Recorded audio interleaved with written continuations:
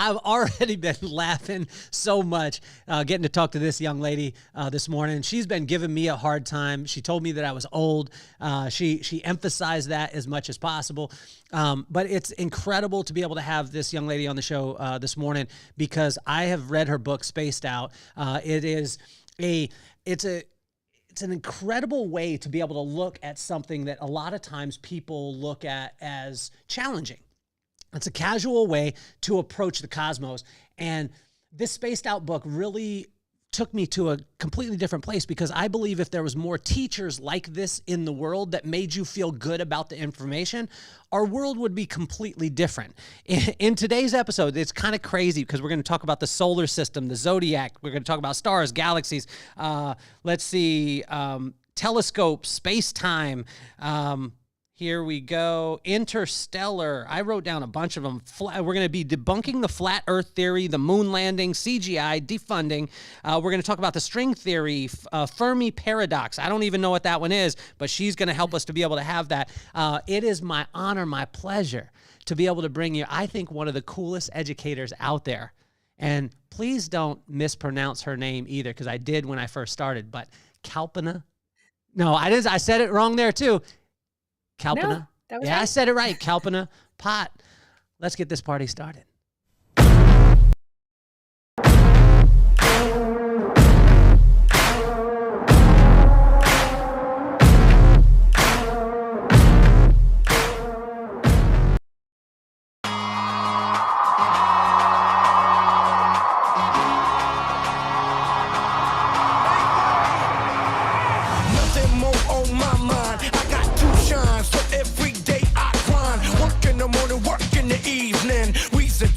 Cause we believing it's for certain. We put the work in. We ain't stopped just because it's hurting right before your eyes. So it's coming to no surprise. The takeover is televised over and over and over again. Make no mistake, we continue to win. Defeat never know, cause I will not lose. They wanna mimic my moves, but can't walk in my shoes.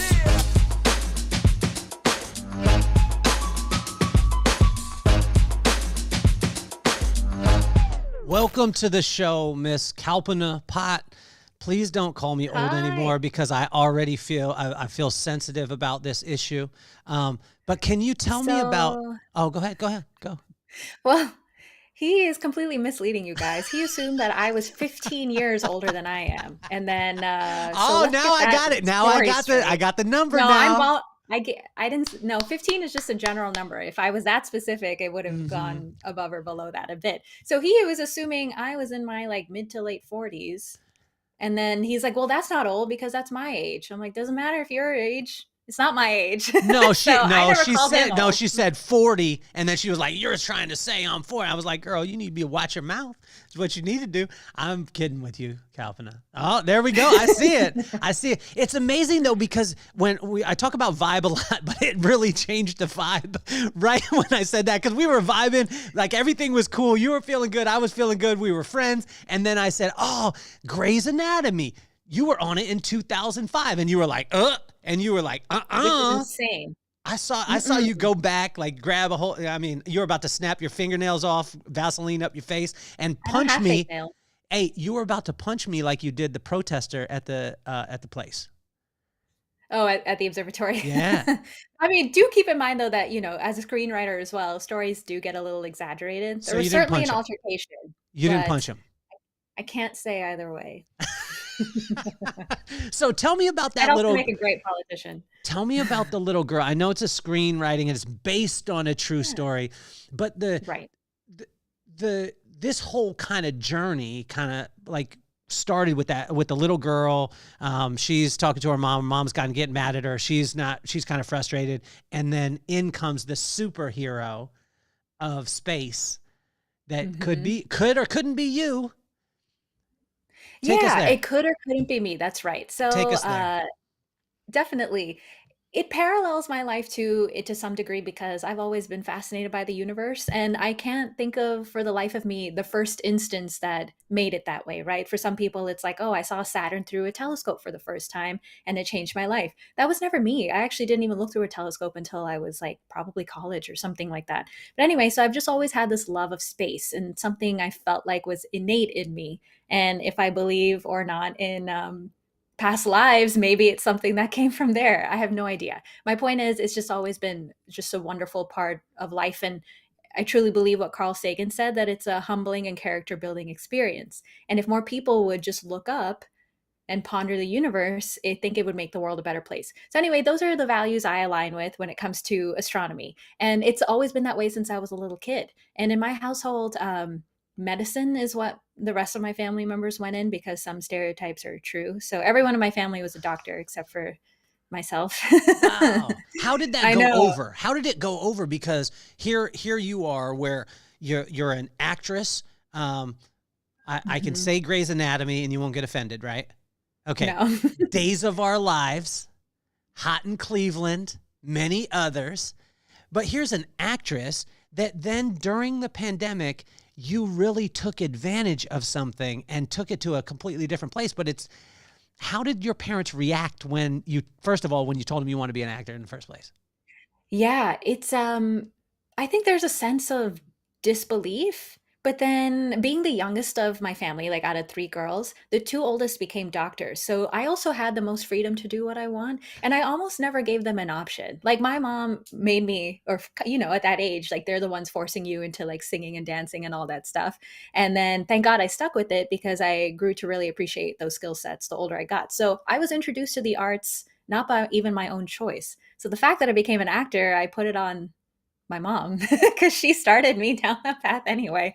But honestly, having being the youngest, they gave me the freedom to do it. I think there was probably a feeling of let's just see how long this lasts. Uh-huh. But then, this is what I'm going to do. I can't imagine doing anything else. As much as I love astronomy and astrophysics, being someone who does research, though, isn't even something I want to do. What I want to do is story tell because then you get to connect to more people and Yes. incorporate science into it. So, and I honestly figured out that I feel like that's my purpose in the past few years. I had no idea what the hell I wanted to do in entertainment. It was like, oh, I'll take whatever roles they give me, or whatever series regular one day I'll get.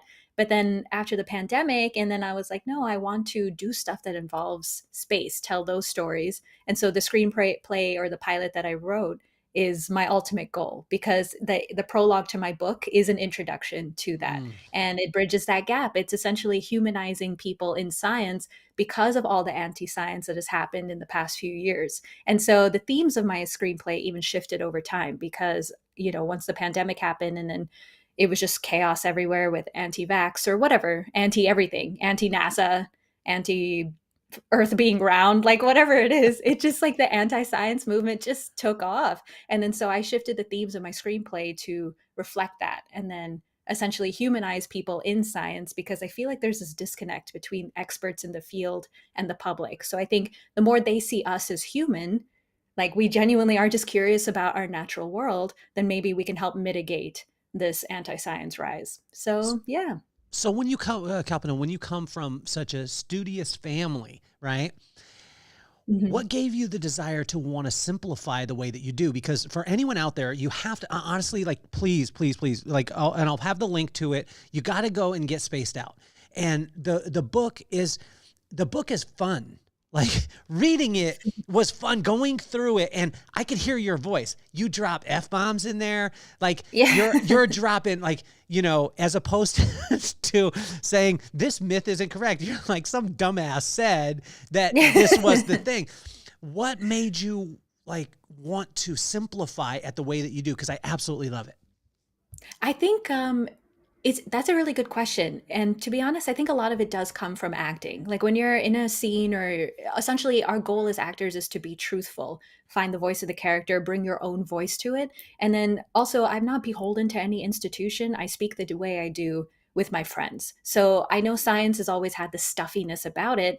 For whatever reason, to be honest, I don't actually quite know why, because I think it makes it elitist. And if my goal is to allow everyone to enjoy this, then I'm going to speak to you as if I would with my friends. So some people get offended by me using curse words, and I don't really give a shit, but like, it's not for everyone that way. But it is going to be for a lot of people. You did make one of the books for kids too. I And did, so yeah. why That's why just was for that? pure greed. That That's was just for great. money. Okay, It's good. just that's just like so I can sell more copies. Thank you. Thank you. Did you put like cartoon characters in it and things like that? It's the exact same graphics. I've taken out all bad words. I took out the prologue as well, just because Okay. like it's not necessary for kids to like. Not that the story itself isn't actually PG, but it was like let's just get to the point. Everything else is the same. Prologue was taken I out, and the tell words you, are simplified. I'm not a Mhm. literary agent at all. But I stayed at a Holiday Inn Express, and the There you go. that prologue, like that prologue, I was in. I was like, oh my gosh. I was even thinking about, because I know you have nice nails, and you were like, I don't have fake ones. That's what you They're said not. earlier, but you said it with a little Mhm. bit of attitude too. So I thought of your nails digging into your hand while you balled up your fist and then punched the protester. I even saw it in that. So, That's amazing. And I'm happy to hear these things because, at this point, my screenplay is being sent around. okay. But then you have no idea how people are going to react to it. So when you hear people who have just read the prologue, which is again so simplified, like, and then it's translating and you can see things visually because storytelling is, well, screenplay at least is show, don't tell. Okay. And so the fact that it had a visceral reaction in you means a lot. So it just takes one person in this goddamn industry to say yes.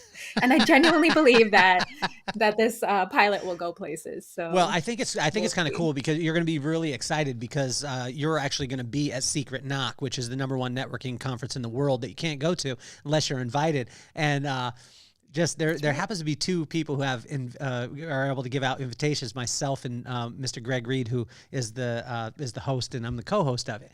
But you're going to be there, and there's going to be some people there that have done some amazing things in your industry, and I just think that it's really, Amazing. really, really cool. So help me with this though, because when we talk about simplifying, you talk about simplifying life or simplifying a language, which I absolutely love. Why does a person even need to know about space? Right. To be honest, there's no life-changing reason. Like we're not researching, well, to some degree, but I'll get to that. Like researching the cure for cancer, but with that being said, the All right. research they do on the International Space Station is actually very beneficial to the medical world and many other aspects as well. So there is an aspect of space science that reflects our real world, and so many inventions that inadvertently came from the space agencies like NASA, for instance, like uh, this one isn't that important, but camera phones actually were developed by NASA. So, like the camera in your phone, per se. And then, so all these people who are like shitting on NASA's page, ironically, are also like their profile pictures are selfies. And I'm like, so you don't even know the types of things that you're using that actually came from them. But like firefighter uniforms, thermometers, there's so many. There's a list of things that inadvertently we use every single day because NASA created it for space travel or people walking on the moon. And so there is a direct benefit to space sciences and people back on Earth. Oh, and of course, the biggest one being, studying climate change. That Mm. literally came from NASA. So we know what's happening in our atmosphere because of them. And back in the 70s, when they got defunded after landing on the moon, they turned their satellites and all their technology to focusing on Earth. And they studied what's happening on Venus, which is like climate change on crack. And they learned about climate change by studying Venus. And we see it on a smaller scale happening here on Earth. So again, for like millennials and Gen Z who really care about climate change, but at the same time shit on NASA, it doesn't make sense. So there's this disconnect there Yeah. that they're just unaware of. They're just disconnected, which again, to bring it back to my screenplay, I'm trying to humanize people in space and science in general because we literally care about the same shit, our earth, our health, everything. So I forgot your question because I went on a tangent. Oh, why should people care about space science? That's one of the biggest reasons. That's one of the biggest reasons there. And then uh, ultimately, it's innate in all humans to be curious creatures. Just Mhm. because it might not be directly beneficial at this moment, we can't not ponder what's out there. And it makes you a better person. I think it's truly a humbling experience, just like Carl Sagan said. And so, apart from it being, a curiosity within us, we wouldn't have gotten to where we are as a civilization without curiosity in general. So it's just a natural progression for us to wonder what's out there. And one day we will go and explore beyond what we already have. And so, but then ultimately too, it just makes you a better person. And if everyone could look up at the universe once in a while, I think it would overall make the world a better place. Well, I want to go into that part because you talked about you'll realize how small you are when you start studying this, and you realize that part of it, and it goes right into that humble and humility state where I think a lot of times people think of when you take a stance like you do and you're educating people, then it's coming from I'm right, you're wrong, but you're also talking about the humility part. How are you able to dance that line?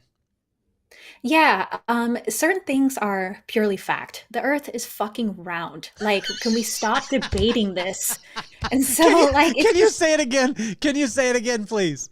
the earth is fucking round. The fact that people even have the time or the freedom to debate something like that is a very first world problem to me, by the way. But and so certain things are purely fact. We don't need to. Could it be flat and round at the same time, like a pizza?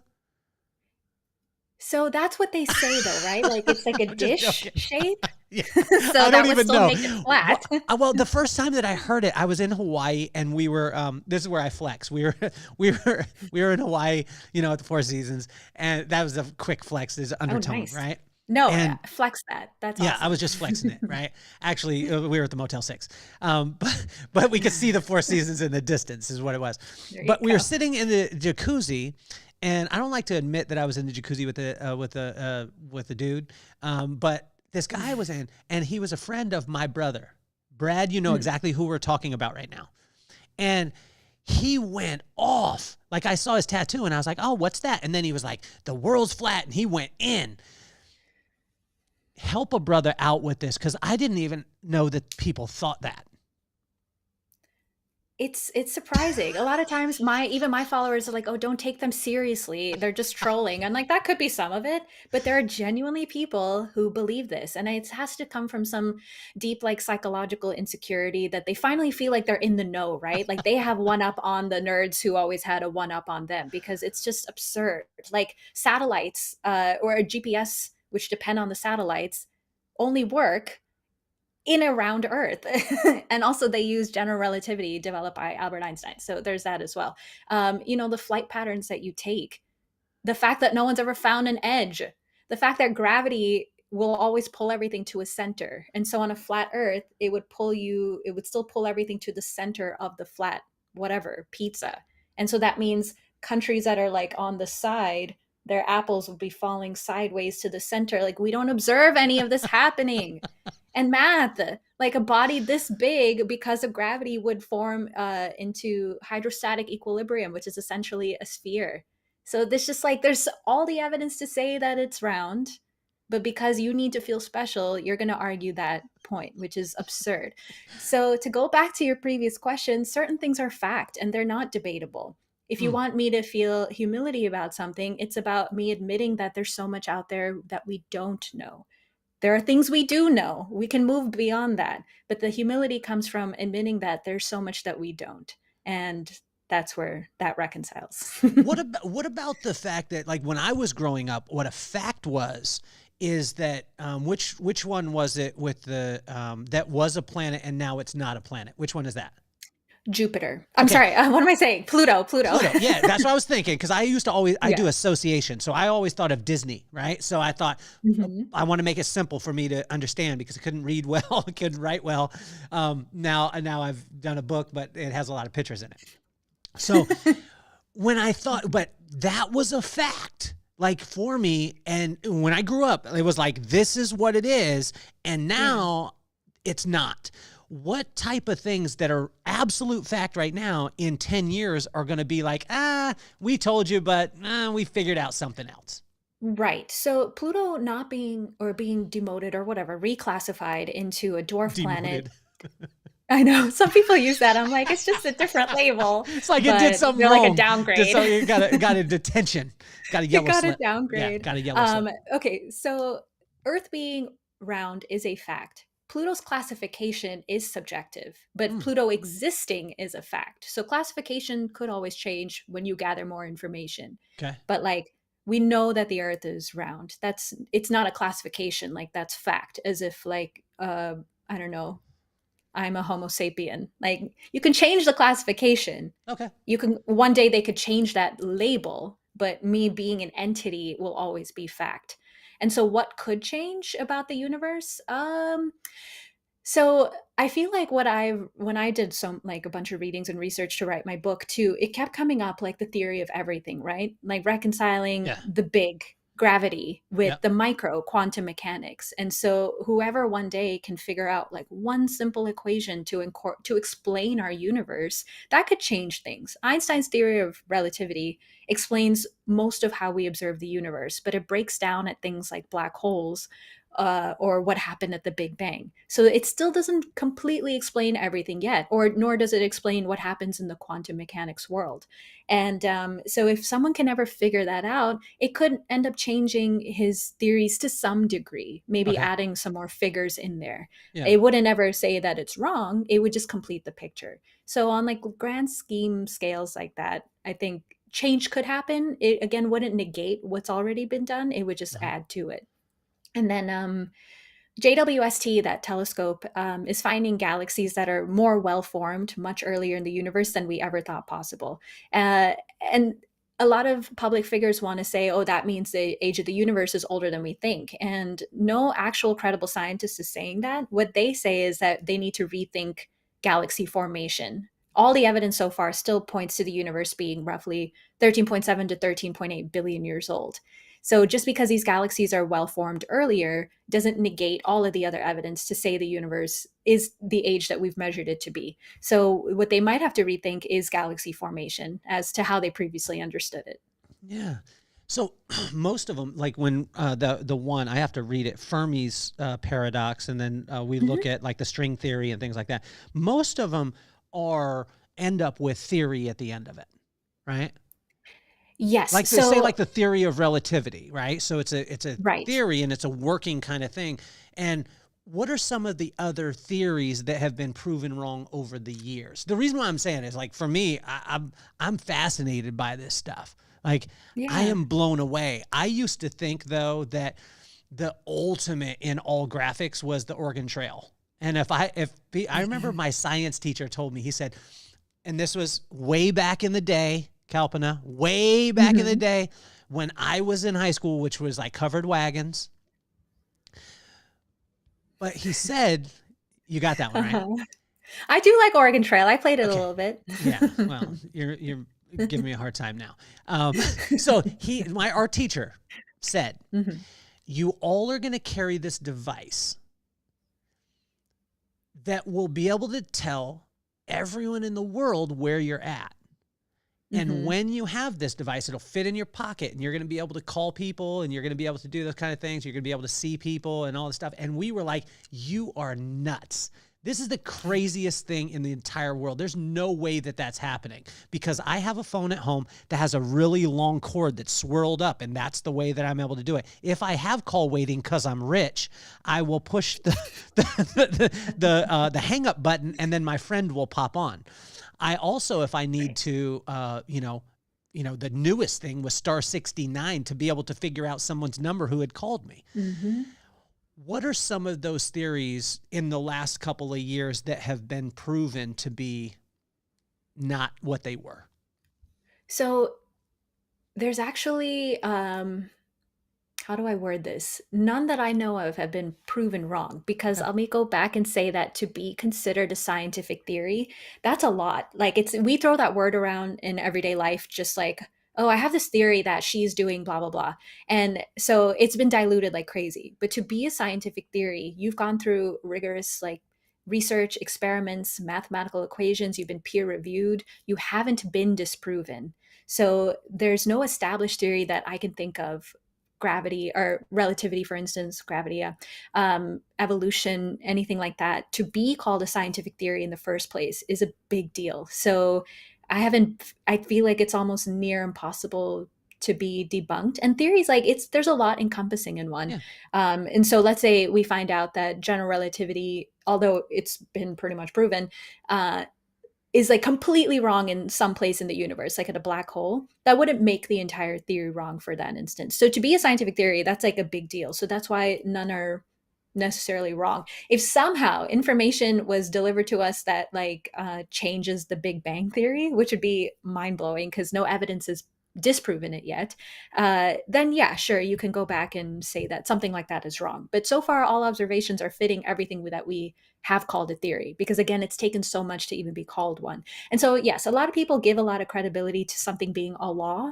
in science versus a theory, but they're explaining two different things. And I forgot how I've worded this before. It's almost like a theory explains why and a law explains how. So they're both very valuable. They're just two different ways of explaining something. So Newton's universal law of gravitation, it is a law, like mathematically, we've used it to land people on the moon. You can calculate trajectories of bodies in our solar system. So that is a law. However, his universal law of gravitation, it doesn't work everywhere in the universe, which is where Einstein's theory explains it on a broader scale. And so, yes, to answer your question, there haven't been any theories to my knowledge that have been proven wrong, because that they probably wouldn't have become a theory in the first place if that was the case. So what new theories are happening right now that people think are absolutely batshit crazy that are maybe going to be the norm for our grandkids and great-grandkids? Nothing. I feel like maybe the next frontier would be stuff in the quantum mechanics world. And so, for instance, I know I called it string theory in the book, and that's how you find it when you look it up. Yeah. But I don't know if there's enough to actually qualify it as a theory. So technically, maybe it should be like string hypothesis, because one of the biggest aspects of something being a theory is that you have to be able to test. There's no way to test for string theory. We don't have the technology to do so. So although there is math to support it, we can't ultimately prove right or wrong either way. And so I don't know if it's actually fair to call it a theory. However, like Michio Kaku would probably be able to answer that question better, since this is like his baby or part of his baby. But string theory, if more evidence comes through in the future, could itself maybe become a full-on theory as credible as like relativity.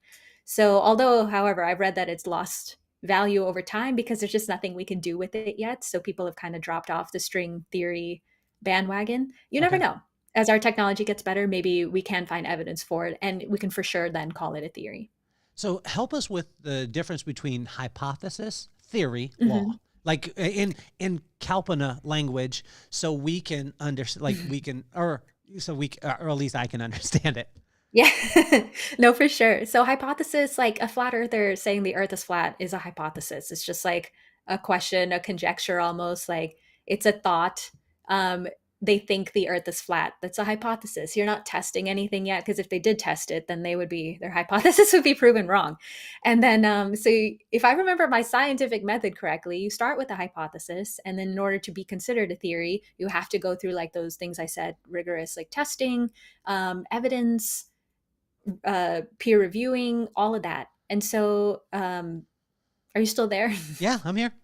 Okay, cool. My screen switched for some reason. I know. So That's I can't see you called anymore. a screen change. Come on, Kalpana. Ah, you're in got Hollywood. I never see myself because the camera's pointed at me. Anyway, sorry guys. And so, yeah, so hypothesis, anyone can form that. It's like, oh, I observed this thing, therefore I think it's this. A theory, like I said, has gone through so much shit just to be considered a theory, but they explain why. And then a law is just a proven observation of the universe, like his law of universal gravitation, which we see happen in our solar system. There's an equation for it, G equals m1 plus m2 over r squared. So you use that anywhere in our solar system and it works, but it doesn't explain why. And a theory helps explain why. So for instance, Einstein's theory of general relativity says that gravity happens because a massive object is warping the fabric of space-time. So that would explain why. So if anything, I feel like theories are actually a better explanation than a law, because it tells us why, which more or less speaks to our innate curiosity. We're like, okay, yeah, this is what we observe. The solar system works this way, but then why? And then that's where theories come in. How can a person, or how can a thing graduate from a theory into a law? They're two different things. You don't tend to seek a law being your goal when you're a theory. What about the So laws? What about the laws that we grew again? Like, what about the laws that we grew up with, thinking that that was the thing, and then now it's not? I don't know of any. For instance, thermodynamic laws, those are still all Okay. fine because I feel like when you're a law, you just I know it's tough to explain. What Laws about to me the are yeah, that simpler. would be the that would be what about the person? And I just think about like Mhm. again, I'm just fascinated. I'm fascinated by you are unbelievably you make things unbelievably simple, and that's why I was so excited to be able to have you on the show because I was like there's Thank so you. many questions in my head that I think, Mhm. "Oh my gosh, well, what about like sometimes when people think law, they think, okay, well, a person came up with this. If a person came up with it and they were Mhm. not a perfect person, um, and they came up with it. They could have made a mistake. If they make a mistake, maybe that law shifts a little bit. And now what I believed was true for a long time is not as much. Yeah. I'm yet to be aware of any time that that's happened because just In like science. Okay. theory, yeah, to be considered a law, like that's a big thing Big as thing. well. Okay. Like All right. Kepler's laws. Yeah, Kepler's laws from I forgot 1600s or something, which observed how motions in our solar system work, are still correct to this day, Okay. as is like thermodynamics. Yeah. So they explain how things are happening, like that we observe, and then theories would essentially explain why. Got it. What about when people say, and I'm going to go into the they say, and I don't know who they are, but I people know, we never say know. like, oh, from the solar system and from, and we're going to go into the alien part, the pyramids in Egypt and in Mexico were not made by man. They were made by, a different being that's not from this planet. That would be a hypothesis. There's absolutely no way that could be a theory or a law because there's no way to test for it. You just, and then so you can't test for it. There's no way for someone to like peer review it. There's just, you stay as a hypothesis when it Got it. comes to anything like that. Yeah. Okay, so hypothesis can't be tested. A theory can be tested, and it explains how. And a law, Explains yes and how does it why. get how does a thing become a law? Observation, testing, also you haven't been proven wrong, mathematical equations. Okay. So for I guess begin as a hypothesis, you could develop into something more substantial. So alien stuff staying a hypothesis doesn't mean it couldn't have become something better. It just can't. Like we have no real evidence or testability to say that the pyramids were built by other entities. Like there's just no way to give that any substance because there's no way to test for it or like know for sure ever. So that's just purely a hypothesis or like a conjecture. I know people want to say it's their theory, but it's Okay. scientifically you can't call it that. Yeah. I love that you break it down that way. Now, as you've studied and you've taken a long time to study in this, has it created curiosity about um, what some people would call aliens or you know things from another planet, beings from another planet? Yeah, And for sure. what's your thought on it? I think I definitely can't for the life of me imagine life not existing out there somewhere. Yeah. I just don't think probability wise they've ever been here because like from what I know about the universe, like it just probability wise, it doesn't make sense that they visited. So the UAPs, I can't say I have an explanation for all of it, Okay. but Occam's razor, which says that the simplest explanation is often the right one, tells me that there's probably a bunch of other reasons we see these weird things in the sky before I can accept it being alien in origin. I feel like either atmospheric anomalies, government stuff, any other reason that are more earth based would make probability wise more sense to me than saying they're aliens. But that doesn't mean that I don't think life exists out there because again, probability wise, it would make most sense. Like the universe is huge. So how could there not be? However, the paradox, the Fermi's paradox thing is just that, like in such a vast universe, which essentially based on size should be teeming with life, where is everyone? Why have we actually not found anything credible to say that life does exist out there? So yeah, so it's a very interesting dichotomy that we live in, that we would think we'd have signals and we would know life for sure exists out there, but we don't. And it's a very, very strange thing for sure. Our entire existence is so odd that way. It's always like at odds with each other, I feel. Yeah, well, give us the Kalpana explanation or definition of thermodynamics, because my uncle is in that business, and I remember my cousin learning that word. My cousin Jimmy, shout out to him. I remember he was like 6 years old, and he was like, the theory of thermodynamics, and I was like, man, I couldn't even pronounce it at the time. But my uncle Bill, he'll probably love you anyway. But my uncle Bill will be super excited to hear this about thermodynamics. Yeah, so thermodynamics, it's a law actually, and I remember, I think I'm not gonna lie, this was one of my hardest pages to write because it is very complicated to simplify. The most important parts of it though are matter or energy cannot be created or destroyed, and that's a fact for the whole universe. So all the matter that exists in the universe now has always existed and always will. Even though one day, an unfathomable amount of time from now, the universe will die out. So it's like, well, then where does everything go if everything's like dying out? There's no more matter left. And it's not that matter isn't left. It's just that it's dissipated over such a vast, expanding universe. And so if your area is increasing and you're dispelling the same amount of matter throughout it, then everything just gets spread about more, right? So anyway, matter cannot be created or destroyed. That's one of probably the one like people think of the most when they think of thermodynamics. And there's 4 parts to it. That was for sure like even like in high school and middle school, that was always the part that I remembered the most. And then what was the last one? It was something about honestly, I don't think there is a way to simplify this one. So we can move on if you would like. I'm trying to think. But all things thermodynamics, remember that one. Oh, I'm sorry. Entropy is part of it as well. As in like we're moving towards disorder. And you can see that in everyday life, right? Like if you crack an egg, that's moving towards disorder. You can't put that shit back together. So the universe is always moving towards disorder because it's easier. Like it uses less energy to do that than if you were trying to go back the other way. So if like, let's say all the air molecules in my room, it would make more sense that they're in a state of disorder. They're kind of randomly all over the place. It would be insane that they were all concentrated right here. That would be against entropy. So moving towards disorder, I always felt like is the goal of the universe for whatever reason, but it just is. It just works with the way the laws of our universe work. So as we evolve, do we become like, do things that we don't use, they go away? Am I correct? As in, like vestigial parts of our body or something like that? I very seldom hear about the development of something. I always heard about as a kid, as something evolved, it became like simpler to utilizing the thing that we actually used as opposed to the thing that we didn't. Say, they would show an animal and it had arms but it was swimming. So the arms evolved into not being there, and then they were simpler. Does it always go that way?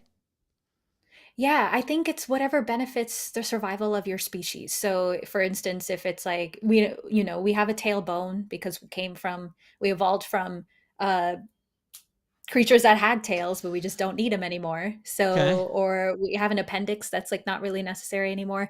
I'm not remembering too much of biology from back in the day, but yeah. So you're going to evolve into whatever will help your species survive better. And does it always go simpler, or does it go more advanced? Our brain-wise, we've become more advanced. So it doesn't necessarily have to be simplifying, because then I think we would just be like blobs or cockroaches with like brains.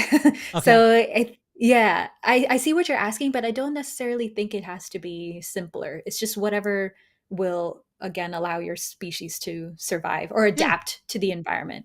Let's go to another debunking one, the moon landing. This was one that I could feel in Spaced Out. I could feel you get a little heated in this. Like when I read that chapter, I was like, Kalpana is balling up the fist with real nails. She's going to take out the cool earrings. If you're listening on Apple Podcasts, she's got really cool earrings that have some stars on them. She would pop them out and then get to scrapping. But you were scrappy in these in these in the debunking chapter, I mean, you came out firing. Hit me with the Yes. moon landing one. The first, what people say about it, and then help us with the reason why it's not. Right. So why I get more heated about that than almost all the others is because at least like a dozen people literally died in the pursuit of getting us to the moon. And so for someone to be like, oh, we never did, it's all false based on no actual credible evidence is so disrespectful. And I can't tolerate shit like that. That's insane. These people were revered as heroes decades ago and are now being vilified because for what? Like because you decided not to trust your government. Not everyone thinks that way though. Just because people worked for NASA doesn't mean they were all terrible people who were in on this lie. And so it's just ridiculous to me. Like as if I were to come to your profession and you were doing it for generations and I'm like, no, this is all stupid. Like it's so disrespectful, especially because people died trying to do this. And so that's why I get most angry about it. It's mostly out of the disrespect. And like it's amazing that humans were capable of doing this and like you're shitting on that. Why? You think so lowly of our species? Anyway, so yes, so people say they deny that we landed on the moon and I tell them that they're fucking assholes because they don't present anything to me. Like again, it's a hypothesis, right? That no one's ever presented, oh, I think the footage is fake. Okay, you think that. Do you have actual evidence to show me that? You just think it. But I have actual evidence to show you that we've landed on the moon. It's this all it Google can be your best friend if you choose it to be. So for instance, the Lunar Reconnaissance Orbiter, which orbits the moon, you can Google those fucking images right now. They will show you all the evidence left there because the moon's surface doesn't go through the same geological processes that the Earth's does. So whatever is there is preserved there. You can see tire tracks, you can see astronaut footprints, you can see the flags. You know, we've landed multiple times. I think a lot of people think we've only landed once, but I believe we've landed on the moon 6 times, and the last one was 1972. Yeah. So what was else? There's another thing about who was filming it?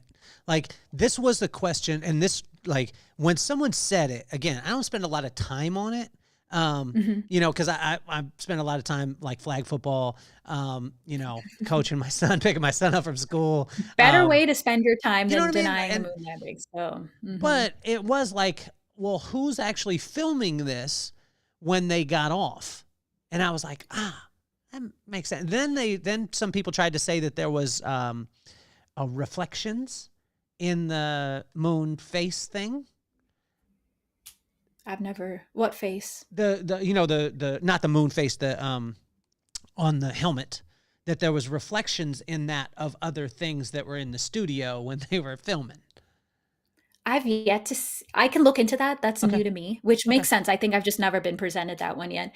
But also, you know, people these days can also easily Photoshop that. We don't tend to question the things that are questioning things, but those Makes are the sense. things we should tend to be questioning, you know? Like I could easily Photoshop that. Yeah. So in terms of the footage, you know, it's a fairly complex spacecraft that landed on Yeah. anywhere for that matter. You don't always have to have a human being holding a camera. They're like on the spacecraft itself. So when Neil Armstrong is descending from the lunar module, of course there'd be a camera on the spacecraft itself to capture this historic moment. Makes sense. There's another one that I've gotten to, which this I think I did a video about before, about the flag waving in the moon. If you actually watch the footage, the reason why the flag is waving is because Buzz Aldrin is screwing it into the ground. And physics is still a thing. Once he walks away, the flag doesn't just move magically. So, like, do they even watch the footage that they're trying to use as evidence against it? Like, this is what's happening, right? Because he's screwing it into the ground. Yeah, that's physics. It's gonna do that. Once he let go, the flag stayed there. And it also stayed there that way because at the very top of it, there's a rod to hold it up. So it doesn't just like flap down. Okay. So it stays that way. But it's not by itself waving because there is no wind. So yeah, it's waving because he's affecting it to wave. And then there's another one too about like parallel lines or some shit. And it's like, oh, this one didn't even make any sense because like the most basic like common sense in photography would tell you they're like, why are there converging lines on the moon, which they thought meant there were several light sources, like a studio. And it's like, if there were actually several light sources, you would see a lot of lines all over the place converging with each other. But they have parallel lines, first of all, because of one light source. You see that same effect on Earth. It's hard for me to describe this. Like, I swear, you just have to Google what I'm Yeah. telling you about, because I can't really describe it otherwise. But for instance, like during sunlight, and if you're in like a jungle gym or something, the bars that make it up at a distance will start to converge together, because that's just what happens. And so the fact that that's happening on the moon isn't an odd thing. Like, that's what should be happening. And so anyway, they brought up a bunch, like, I've encountered a lot of this. And to be honest, I could even probably go further. It's hard for me to deal with this kind of shit because of the disrespect. Like, it's hard for me to watch these kinds of videos, and like, I do it because people ask me to, but I don't want to. I don't want to know what they think. However, I should know, because I should be able to debunk it. But this is everything I've been able to find so far. How do you draw a line too, with sometimes, what starts out as this fascination, right? This young girl, very young, obviously. I know you chose that word specifically. Yes, I did. Oh shit, sorry. Starts out with, hey, and I don't know how much of the actual story, which you probably won't tell me, but this little girl who kind of escapes the, things that are going on in her life, looking up at the stars and doing a thing. How do you walk that line between, this is exactly what I want to do, and now you have a lot of people saying, oh, that's garbage, and trying to prove them wrong? Does that make sense? Yes. I think Do you allot time for, like, I just want to do this? Like this morning, I got a chance. I had read your, in reading your book, I wanted to review this morning again. So I got to sit at the beach and read Spaced Out. If you get a chance to sit at the beach and read Spaced Out, it is awesome. Like, amazing. Right? Oh, thank you. But I did that because I wanted to. I didn't do that because I was trying to prove someone wrong. And that would have been a different energy or a different vibe. How do you allot the time? For like debunking stuff, or just to deal with this part of it? Yeah, because that's tough. I mean, it comes with it. It is right? hard. It is hard for sure. It is exactly that like part of a job, that the parts that you don't want to do. And the fact that like it's something that I have to do is even worse, because it's, like I said, anti-science, like growing, unfortunately, in numbers. I suppose I do kind of have to allot time for it. It's I don't want to, unless a follower is like, what about this? And then I feel like I have to, just for um maybe me being arrogant, but I feel like I have to, in order to help mitigate everything, right? It might not be as serious of a problem as people think, but believe me, as someone who deals with this on a regular basis, I do think it's actually becoming a bigger problem, because if you recruit more people to your anti-science side, that's going to work so badly for humanity. So why do you think that there's as much when there's so much information, right? So when I was a kid, which was way long ago in the time of Jesus, Right. when we just only had sandals and robes, we didn't have Google. We had, you know what I heard? And a friend would say something, and then we'd be like, man, you know what I heard? Right. Paul from the Wonder Years was Marilyn Manson. And everyone would be like, wow, that's crazy, man. But we didn't know, we couldn't Google it and figure out that dude is a liar. Why is there so much, with so much information, how could such crazy things be so prominent? I think it's because there's so much information. Like, any idiot can put out their shit out there. And because people, I always try to figure out why people go towards anti-science. And I think they just like to go against the establishment. They want to feel like the special ones who know better than the people who used to know better than them. Maybe in school they didn't do too well in these subjects for like whatever reason. Or maybe in general they're not that well educated, because ignorance is bliss that way. So but now they feel like they're in the know, and they can save the rest of us who are sheep. And so I think because, unfortunately, there's too much information out there. And back in the day, it would only be, thesauruses and dictionaries. It's all like verified fact, right? Or like truth, at least scientifically speaking. But now anyone can go put their stupid shit on YouTube and people will fall for it because it goes against mainstream, which now mainstream has a negative connotation. Although mainstream science in general is what's gotten humanity to where they are. So why all of a sudden is it a problem? It's the irony again. It's literally the reason you're able to sit there and debunk or shit on all this stuff is because of the science that's gotten you to this comfortable life to give you the time and technology to do so. So I don't know. It doesn't make sense. I still don't understand it to this day. What is a black hole? I'm glad we're moving on. A black hole is Why are you glad we're moving exceptionally on? I don't know, because there's not much else to say. It's like, Okay. it's just, me hating on anti-science people. It's frustrating. I wish I didn't have to. What about the But person? it is But what it is. I'm gonna want to stay in it just for a second because I love the fact that like you're like you're in it. You know what I mean? Like you want to punch me right now. But Why? Are you a flat earther? no way, I'm not. Then I don't want to punch you. That's good. I don't want to get punched. But what about the person that says, and I'm very much a get off my lawn type of person. Like it is. It has been, just deal with it. Right. But I remember saying this to a kid one time. I was like, what do you feel? He was like a Gen X or maybe a Gen Z. I can't remember which gen it was, but I said, what do you feel about people saying that you're entitled, that you don't work hard and that you're lazy and all this stuff? And he was like, he was very calm. And he just said, I don't feel that I'm entitled. It's not that I don't work hard. It's just not that I'm not willing to work dumb. And I was like, wait a second. And I said, explain. And he said, well, back in the day, it used to take 20 hours for you to do something, and I can do it within 5 seconds by clicking an app, and I choose to use the app because the technology is there. And I've adapted to that because of what I know now. What do you say to the person that's like, with the person that came up with the theory or the law that was from 1600s, today there's a lot more technology that could maybe do it a little bit different or show a different side. Are you just telling people to get off your lawn?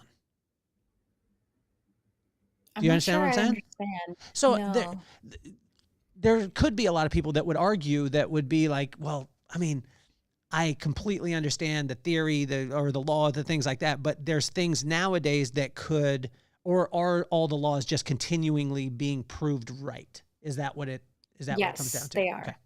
Yeah. Okay. Yeah, there's nothing I know of that's ever been called a law or theory that has been proven wrong. Okay. To this day. Because to get there in the first place has to go through so many. Is crazy. Yeah. Okay. So back to the black hole.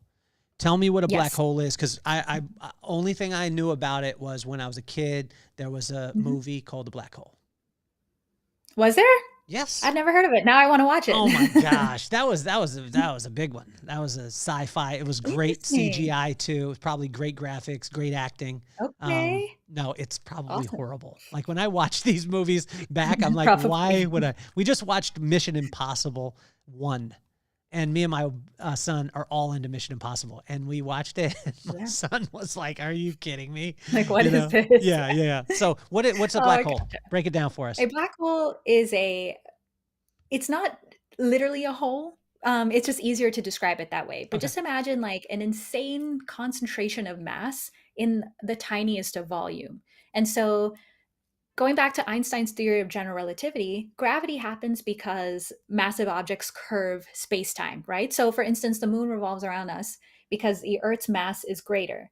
I always like to give the trampoline analogy. So let's say you put a bowling ball, a beach ball, and like yourself on a trampoline. Your dip in that fabric is going to be deeper than the other balls. But then the bowling ball's dip would be deeper than the beach ball just because it's a massive object.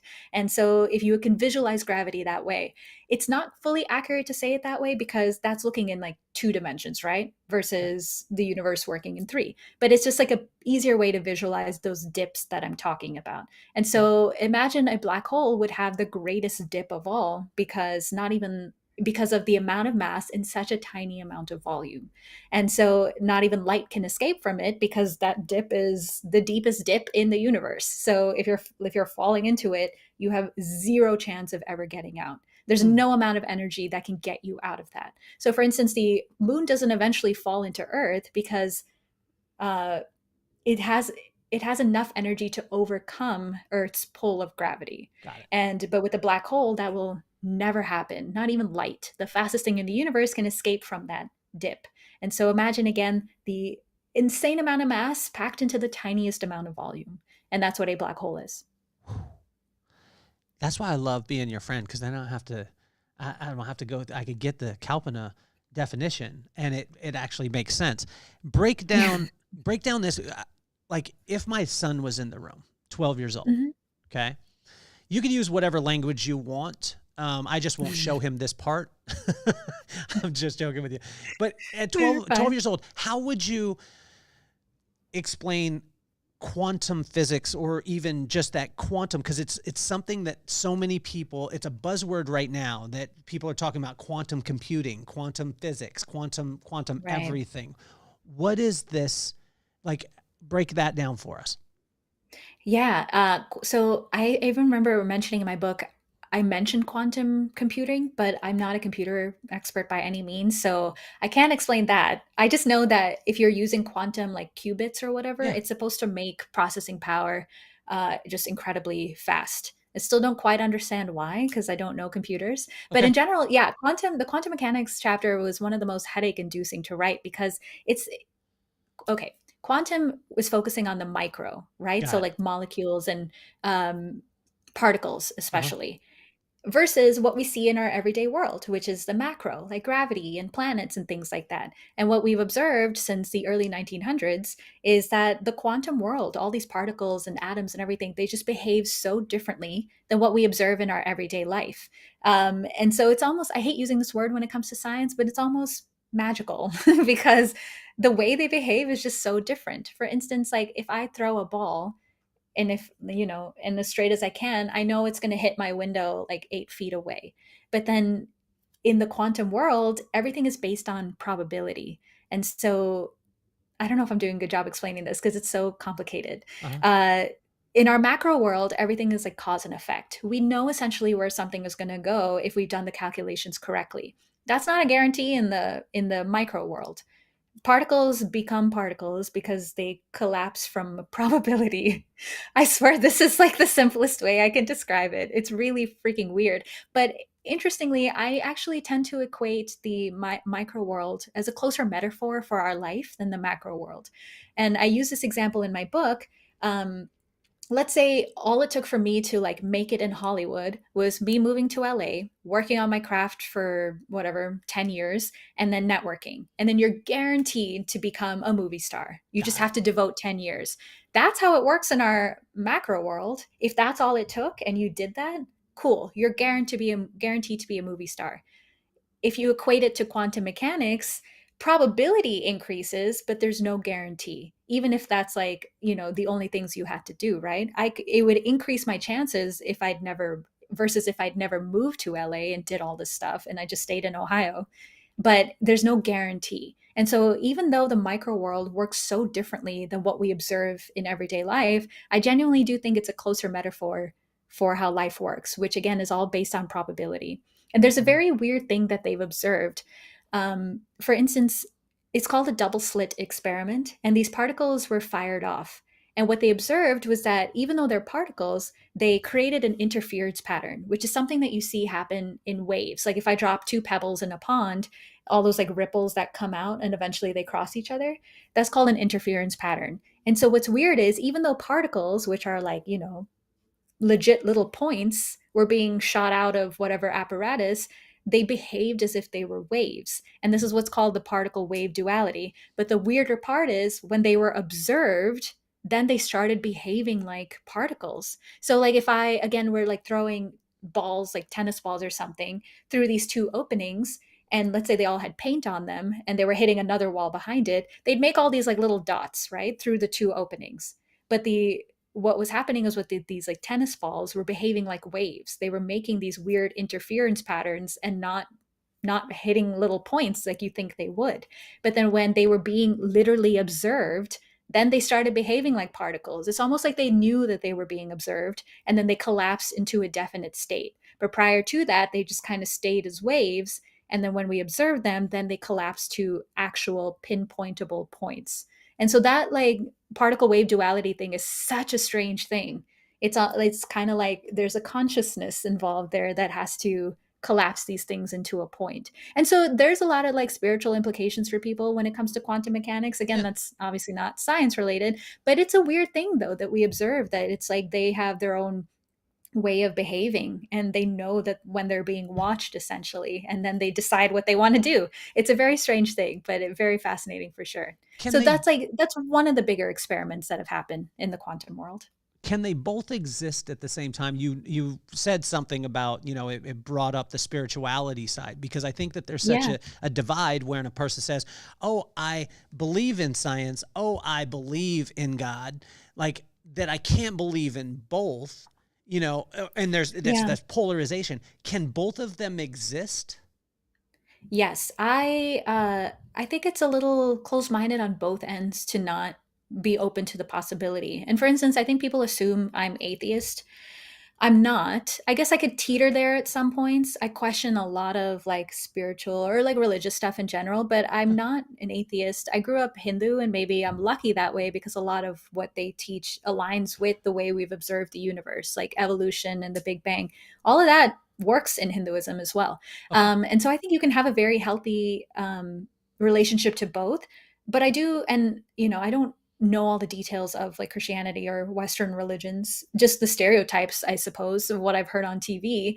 But when you hear like, really the Earth bad, is, which is really, really bad. My sure, friend right? my friend Will said that he's like, can I tell you something? And I was like, yeah. He said, I think that Christian people turn more people away from God than anybody else. And I was like, I mean, it's fair. I would have to agree. Even Gandhi said like, I like your Christ, but I don't like your Christians. And yeah, I think all religions wanted the best for the world, but it's about how you use it and who's preaching. And what I can't stand in general is people pushing their views onto other people. It's like you can keep that side to yourself. You have this need to want to push your religious views onto other people. And even like scientifically, to be honest, I'm not the one ever going to flat earther pages or religious pages and like ranting on them. They come to me. I've never heard of a science person actually going out of their way to go to these types of pages and like say, I don't go to a church and like rant there, but we have religious people and flat earthers coming to the space museum that I've worked at all the time just to fight. And so in general, whoever pushing their views, science is like, look, we're here, we're trying to find the truth. You believe it. I mean, hopefully you do, because again, it's what's gotten us to where we are. But a lot of the shit we have is the truth. And if you don't believe it, that's weird, but we have no agenda otherwise. Versus like a religion or an anti-science is like just, they're just trying to push their views onto other people. Yeah. But so what am I trying to say exactly? What was the question? Well, I was just asking, can they both exist? I want to go into another one. When you said the Big Bang Theory, which I love the show. I was a big fan. I've never actually seen it. You've never seen it? You should actually be like, I think it's over now, but you need to have your own television show that has that. I mean, you're perfect for that role. Like, it's. Thank you. Yeah. I mean, well, hey, that's hopefully my pilot gets somewhere because it has those elements in it. See? So when we talk about the Big Bang Theory, I think most people's challenge with the Big Bang Theory is, where did this stuff come from in the first place? Not like, oh, bang, it happened and then all these things happened. But the question has always been, age long, is like, okay, understand, bang, then things start evolving.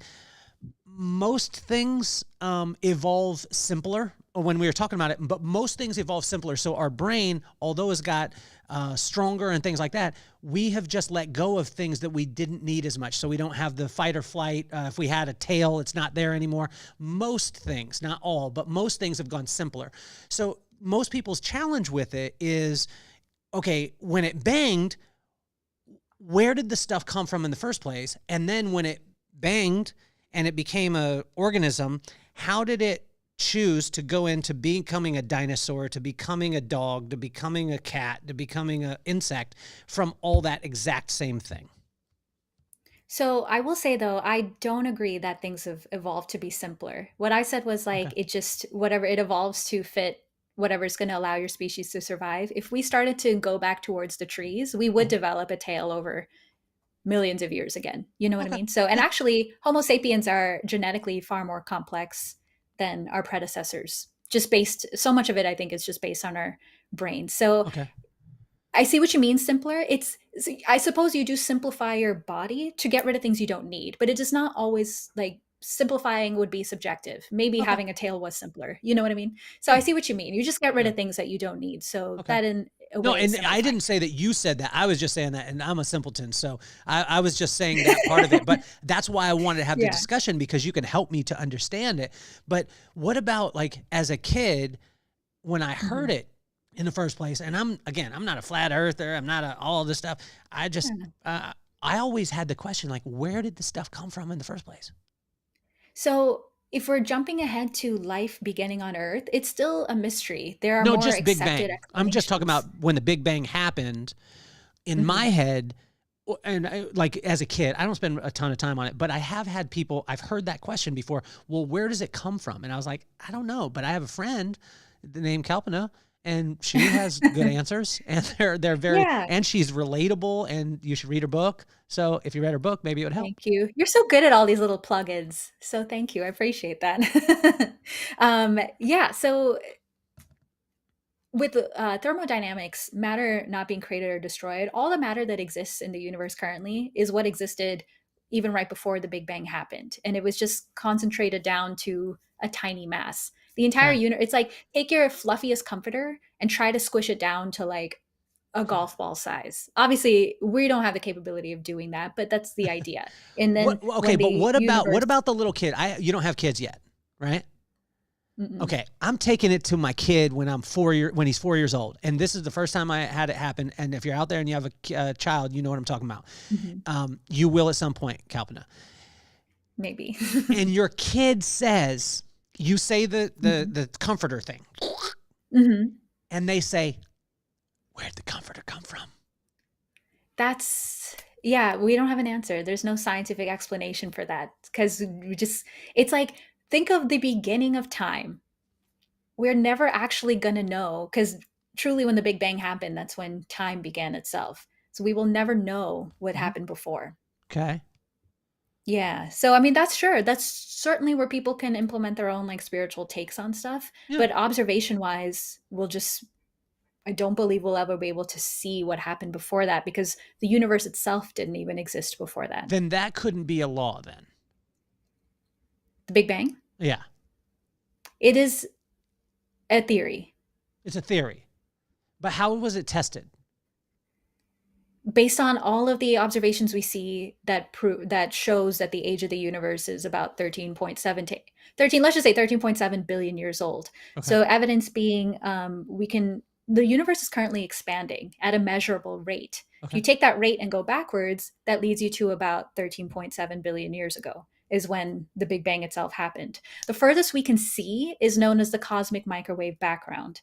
It is the first light dispelled after the Big Bang, which is about 380,000 years after the Big Bang itself happened. That is the furthest we'll ever actually be able to see because that's when like the first light leftover radiation from the Big Bang as they called it occurred. So we can measure that distance and then you can extrapolate the features that happened before that. And then what were some of the other evidence that I wrote down? And then I'm forgetting. There's the expansion rate, there's the cosmic microwave background, there's also the measure of like the simplest atoms like hydrogen and helium. Uh-huh. when you look at the oldest stars, they have the same concentration that exists in the universe. So yeah, I'm sorry to say a chunk of the stuff isn't easy to simplify, Yeah, yeah. because if it's like, it's just stuff that our universe worked in such a different way too, it's hard for us to even imagine it. But the Big Bang is still for sure the most accepted theory as to how the start of our universe that as we know it today. What happened before, I don't know if we'll ever know that, because the universe itself didn't exist before the time. And time literally started when the universe began. So we might not, our very, I guess, yeah, simple beings who are prisoners to an arrow of time moving forward, will never even be able to understand the concept of a time not existing, if you get what I'm trying to say. So if the Big Bang was the start of literal time itself, we don't have the brain power to even fathom what prior to that would be like, because time itself started at that moment. So, but yeah, maybe your people's spiritualities can come in at that point. Some people, like I think even in Hinduism, which I don't know if I mean, I don't really necessarily agree with, because I don't see the evidence for it, but they believe that the universe is cyclic. So it's existed many times before, and then it keeps going on that way. I Yeah. don't agree with it, just based on our observation of the universe so far. The fact that it's expanding faster with time. I don't see any evidence to say that one day it'll come back in, because the evidence actually shows the opposite.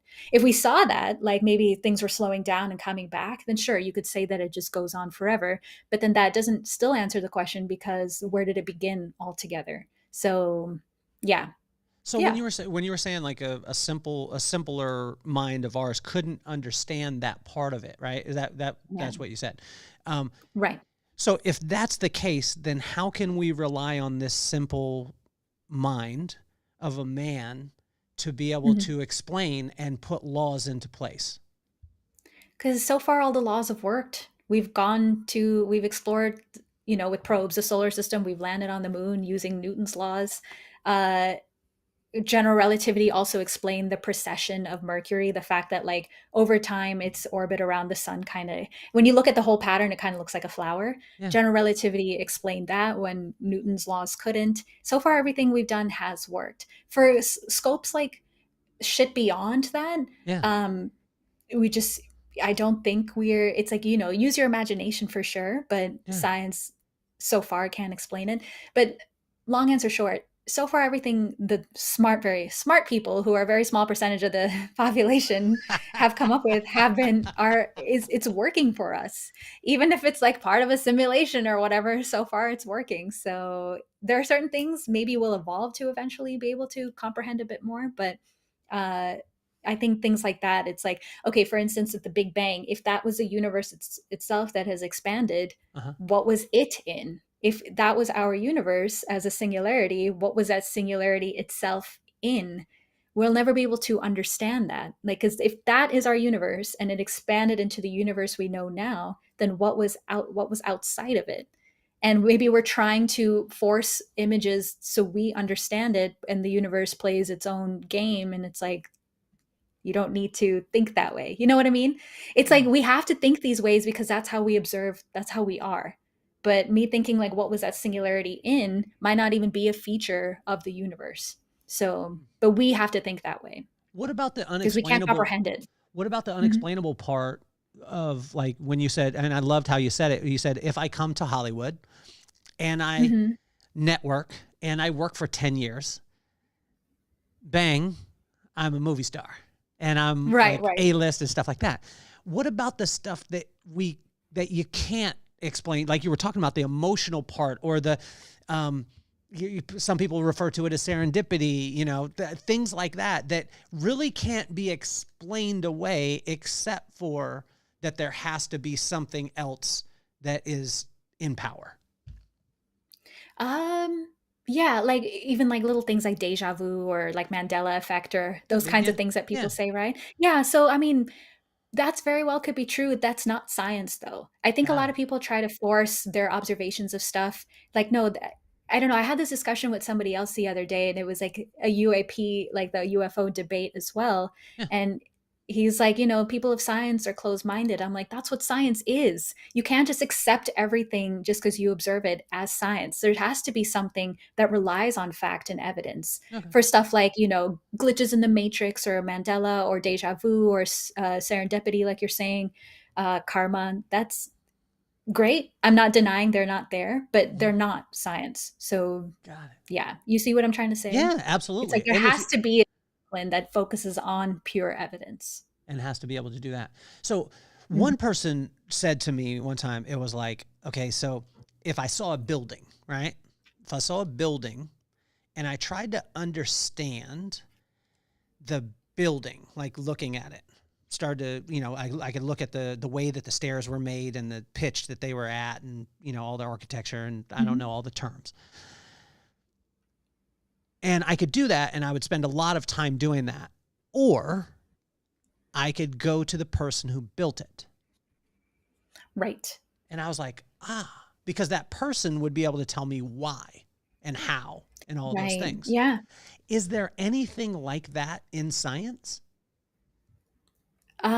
Like going to the Because experts? the reason why I'm saying it is because we as man who are imperfect beings, right? And I mean, we would be remiss to think that even the greatest scientists of the world anytime we're not influenced in some way, shape, or form by some entity that was either funding them or whatever it was. And we would be remiss to even think that that wasn't capable.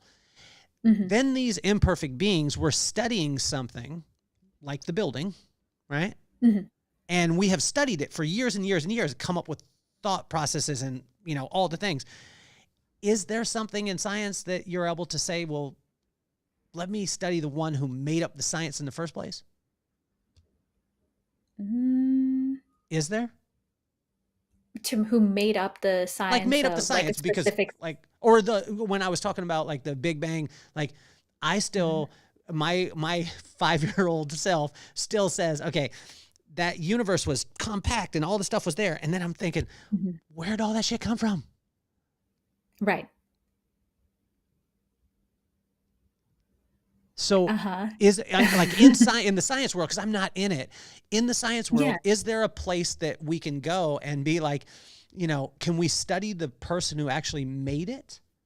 Or is It's there that? there's no, there's not one single human that like science is so collaborative. Okay. And yeah, there I can't imagine there's one human out there that's like, I'm the one who came up with the I mean, yeah, there could have been a person who initially observed the universe to what it Observed. was, like Yeah. to be like we're going back to the Big Bang, but then so much of the evidence that's come since then would have been through thousands of people all over the world who took an interest in it. For instance, I have a friend who her PhD is focusing on dark matter, Got and it. part of her research helps prove, like, yeah, essentially helps give more validity to the Big Bang theory. So it's like, and that's like one tiny part of all of the evidence that the Big Bang Yeah. has. So there's definitely not like one person you can go to.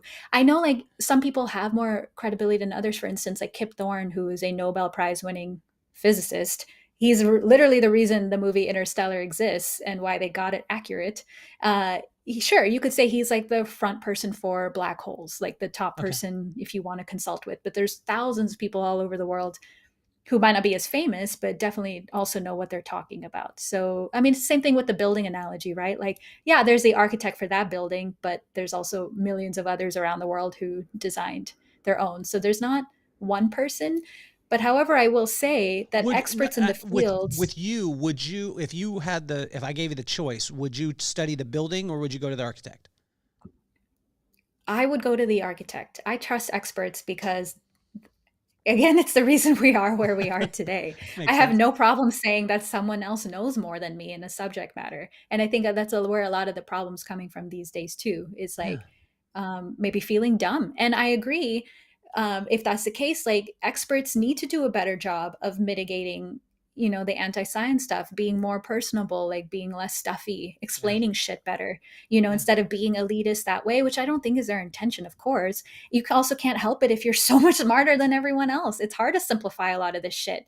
And like, I'm nowhere near the level of them with PhDs. And even I have a hard time simplifying some of the concepts for sure, which again, when it comes to astronomy, it's like, it's a lot of repetition. The reason why I understand this stuff is because I've studied it for so many years. I didn't get everything like right away, so much of it is just like patience and sitting there in your thoughts and rereading so much stuff. But my point is, I think experts in the field in this day and age especially do need to do a better job of being communicators with the general public. I think, and that's why I think yeah. that you're doing such a great job with it. Do you Thank you. equate intelligence with complication? Because this is where most people, have that challenge. Because what I found in my own side, this is exact example of you. You're an incredibly intelligent individual. Therefore, you can simplify things to speak to people, right? Sure. Do you think that intelligence and complication generally always is together? I think that's a good question. I feel like intelligence, it has its own variations. Like, for instance, some of the very smart people I know are very fucking weird, like socially. And so they're socially non-intelligent at all because they know the same things I do, but they can't communicate it. And they probably know even more on that part of their brain, like the left side or whatever. And then creativity is more on the right side. Yeah, so like some of the smartest people that way, no matter their profession. Like, for instance, I think Daniel Day-Lewis is an insane actor. Like, he's incredible, but I've heard he's kind of weird. And when you're like that brilliant in your thing, you're gonna be kind of socially strange that way. And then there are people who are like hustlers. They're so good at sales and people, but they won't understand, the Big Bang or whatever it is. But they are intelligent in their own way that way. Obviously, I look up to people in science because, again, I think their impact on the world is greater than anyone else's in that way of like progress. And so, yeah, the smartest people that way in the science world are going to be socially the weirdest, but because they can understand these insanely complex things, I do equate that with that type of intelligence. But I do think there's various ones. Yeah. Various ones. Okay. Yeah. If you were posed with a choice, this my son does to me all the time. Mm-hmm. You can only choose one. I love those. Yeah. You get to understand where all the matter came from before the Big Bang Theory, or your pilot gets picked up. My pilot gets picked up.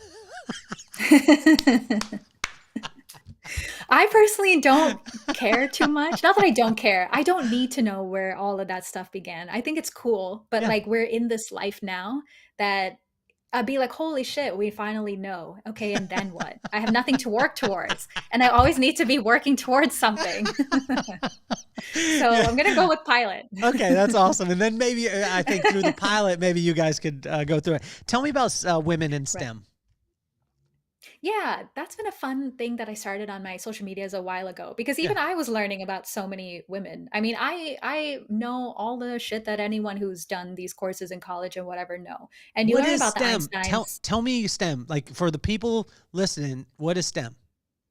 STEM it stands for science, technology, engineering, and math. So you generally encompass that into like, I'm one giant blob of stuff. Okay. Which all of those professions are factual and searching for the truth, right? There's no like, you have to, if you're an engineer, and I have several friends who are like, you have to get everything right. It's all math.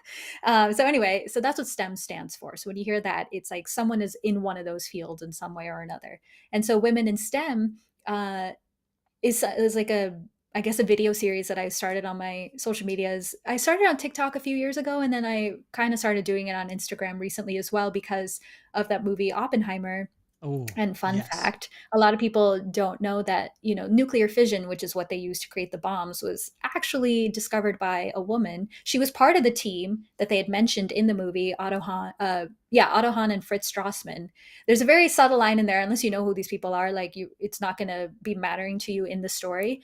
But somebody came to Oppenheimer as a character in the movie and was like, they did it. Like, Hahn and Strassmann figured it out. And they were referring to splitting the atom, nuclear fission, which is probably accurate as to how that actual conversation went down. But the woman who actually figured it out, who was a part of their team, her name was Lise Meitner, and I might be saying that wrong.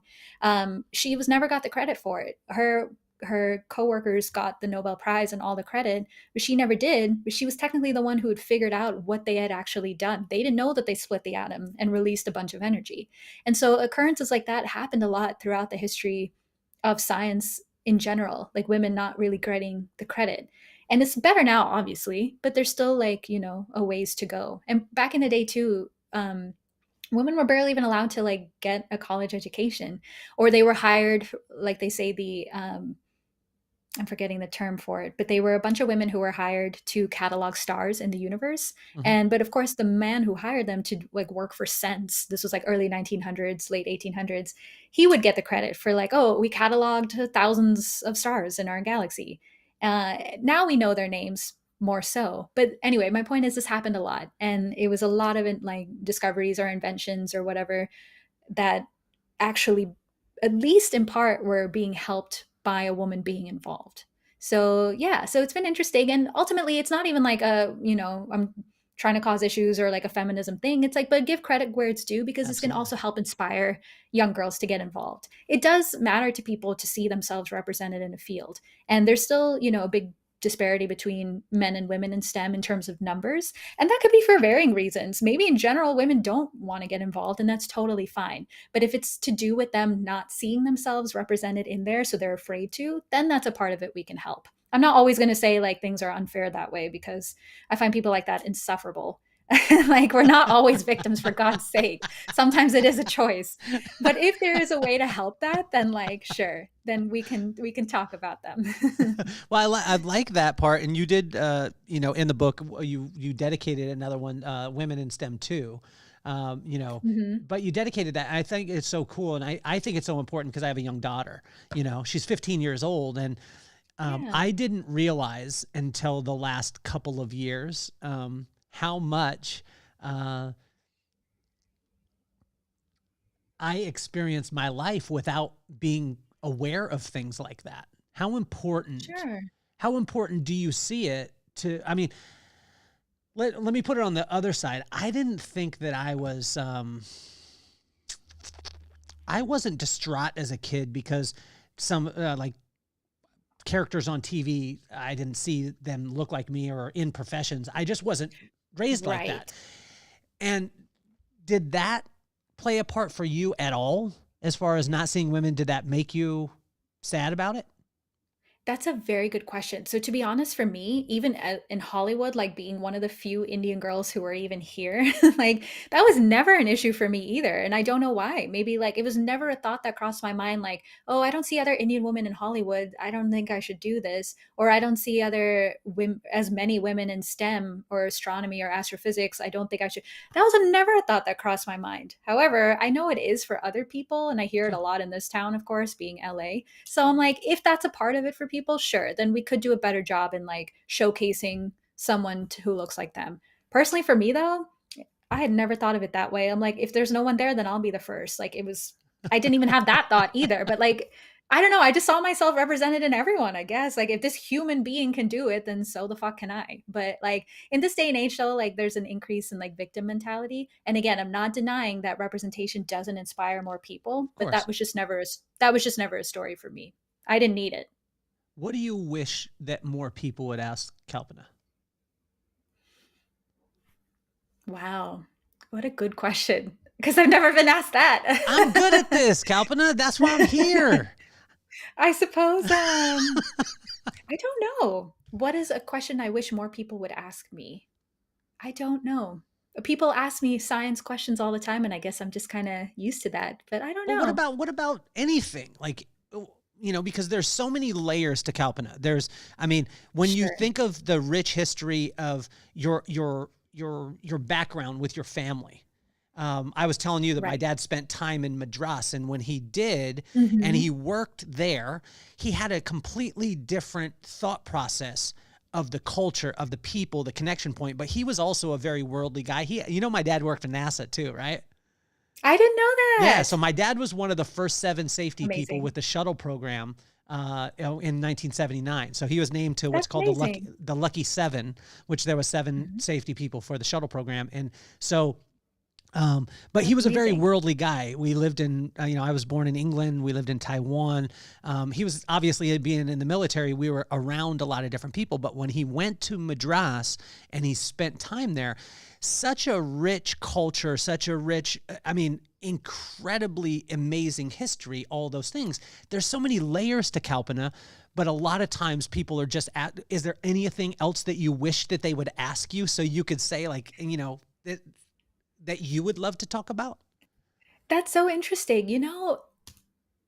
I feel like because I'm such a blunt and honest person and like I use my socials just to purely be me, I don't feel like that. And then like I suppose maybe among friends or even acquaintances, it would be nice to be asked once in a while like are you doing okay? Because the way I come off is very like harsh or guarded or whatever. Like I always seem like I have my shit together. So people tend to come to me with their problems Mm, and not really ask the other way around because I don't project like I do. Um, and I'm not saying actually, like life is pretty good, but obviously there's everyone has their own problems. So for the people who are always essentially having the more like caretaker energy, it would be mhm, nice to be asked the other way around as well. So I guess that would be the only thing I can think of. mhm, Otherwise, it's been such a pleasure in the past few years me discovering myself and my voice.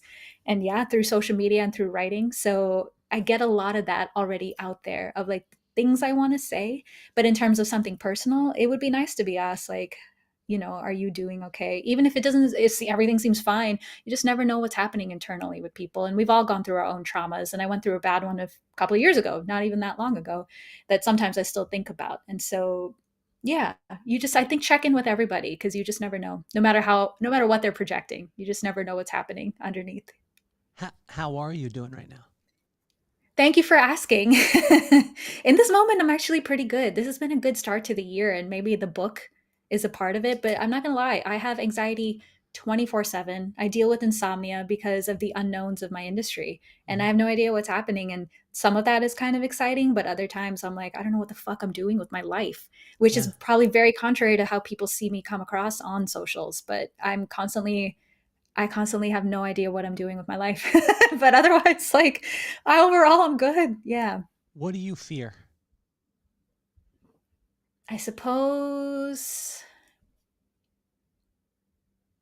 I guess failure to some degree, which is why I do having a lot of anxiety because I can't quit or let shit go. It would be like I've had a decent career in Hollywood so far. Things Mhm, could always be better.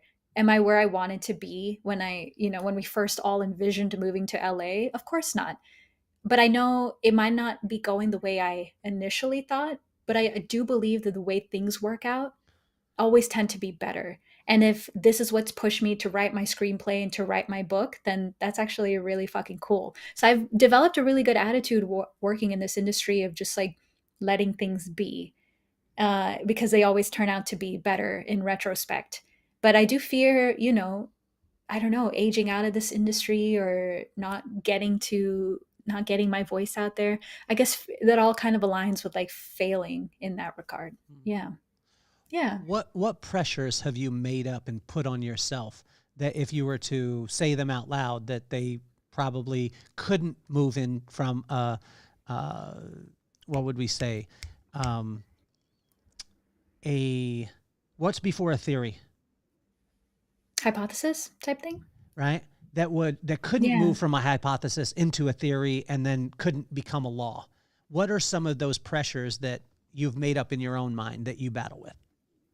I think it is just being a woman in Hollywood, but because of the age thing. Like men in general in life only gain value with time. Women have a very short window where they're valued in society, which I'm sorry, it's true. Like to some degree it is. And I'm not saying like, you can't break through later in life, whether it's love or career or whatever, but it is slightly less likely if you're a woman. And then, especially, growing up, so much emphasis was put on the way I look, and it still is to this day. And I use it towards my advantage, of course. But that doesn't mean that it doesn't come with a toll. So, when I get older and when I start to fade, I'm not going to be seen as that valuable in the world anymore. And that's fucking terrifying for sure. So, I mean, that's also like in my own head Uh-huh. because I Have don't you have to written that? listen to what Have other you people written say. that down? Like, have you written that part down? I haven't written it. I'm It would aware of it, but it I would haven't be written it anymore. interesting. It would be interesting as a hypothesis. Let's keep it in the Mm. spaced out part. It would be interesting because then I think that if you went against the universal laws, like the things that are actually, it would probably debunk, like the flat earth theory, it would probably Mhm. debunk it pretty damn quick. Right. That's true. If I like put it pen to paper and then like 15 years from Hypothesis. now, Yep. right.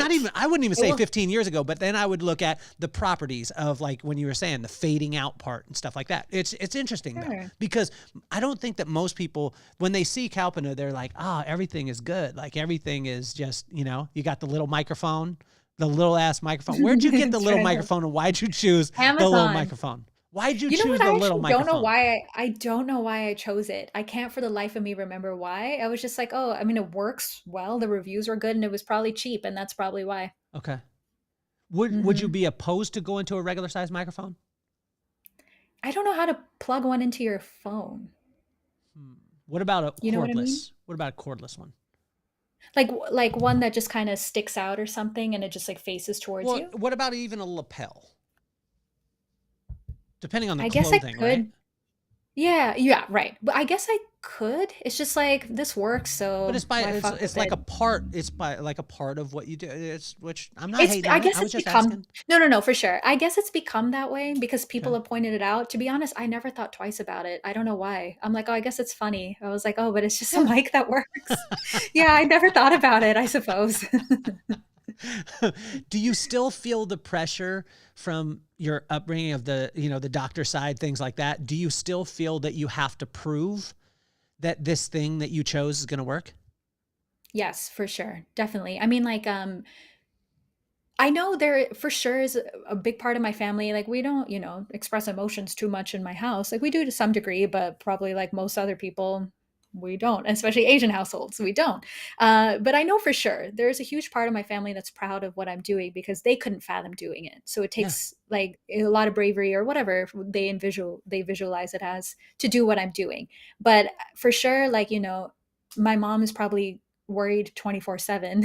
So that is a big part. I visualize it all the time of like if I ever, the day my pilot gets picked up and I get to make that call to them or whatever it is, I win an award and the first thing that goes through my mind is them being proud. So that is a big part of it for sure. Okay. But like it doesn't bother me. Like I'm happy that they care and I care that we push each other, I suppose, in the subconscious way. And, they've supported me throughout all of it. Like I want to make them proud. Yeah. What are the things that you wish people knew about the game, like about Hollywood, things like that? Because my daughter is in she's in the musical space, Mhm. acting now and things like that. I mean, she's doing it Amazing. at her school, but she really, really loves it. If you had a 15-year-old in front of you and you were talking to her, possibly her name could be McKenna, hypothetically, hypothesis here. But, Hypothesis. It's a lovely name. right? It's a great That's an name. objective truth. Yes. Thank you. But if that was, what kind of things would you tell that 15-year-old about Hollywood that a lot of times we don't see? Yeah. I suppose if acting is the goal, like more than music, because I don't know, their world is even crazier than acting, I swear, is what I've heard. But if like acting was the goal, craft is the biggest thing. No one will ever be able to deny your talent. So it's not necessarily about moving here to be famous, because then you'll burn out quickly with the amount of rejections you will receive all the time. Like within 100 no's, it'll be a yes, right? It's not, maybe not to that degree, but possibly. Everyone's story, like journey is their own that way. So focus on your craft. And then realize that this is a business before anything else. So Mm. yeah, it's talent for sure. Obviously matters. That's what'll give you longevity is talent. But then it is a business in the end. And I suppose the reason why I've put a lot of effort into social media is because it all packages as one. If like I can be like, hey guys, here's my pilot. It also comes with this many hundreds of thousands of followers who, because it's all in the same brand anyway, it's all space and science shit, then it's going to look more appealing to producers. So it's like, if there are parts of the business that you have control over, take advantage of it, because in this industry you have very little control. And then also self create, whether that is through social media or your own short films or whatever. It just gives you power back in an industry where you have very little. And then my last piece of advice is, it is about who you know, to a large aspect of it, which is unfortunate, which, that comes with time. Like, don't be a young ingenue here running around to all these parties, because it's not going to end well. Like, put your dignity matters more than anything else.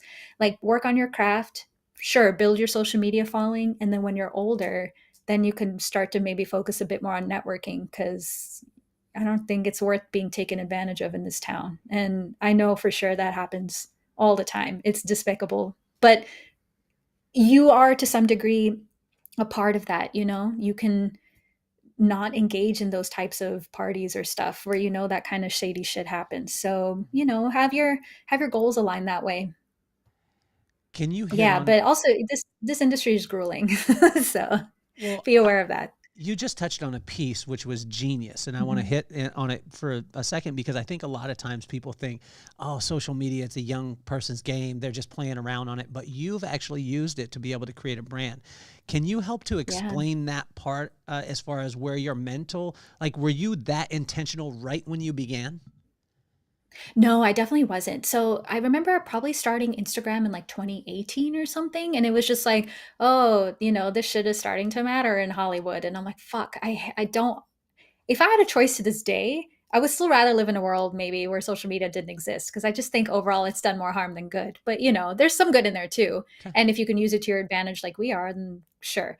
But yeah, so I hopped on Instagram even though I didn't want to, because shit's starting to matter. I had no niche. I had no idea what I was doing, because I didn't want to do it in the first place. So like every other girl, I'm like, oh, I'll do fashion stuff because I wanted free clothes, which I ended up getting, which was great.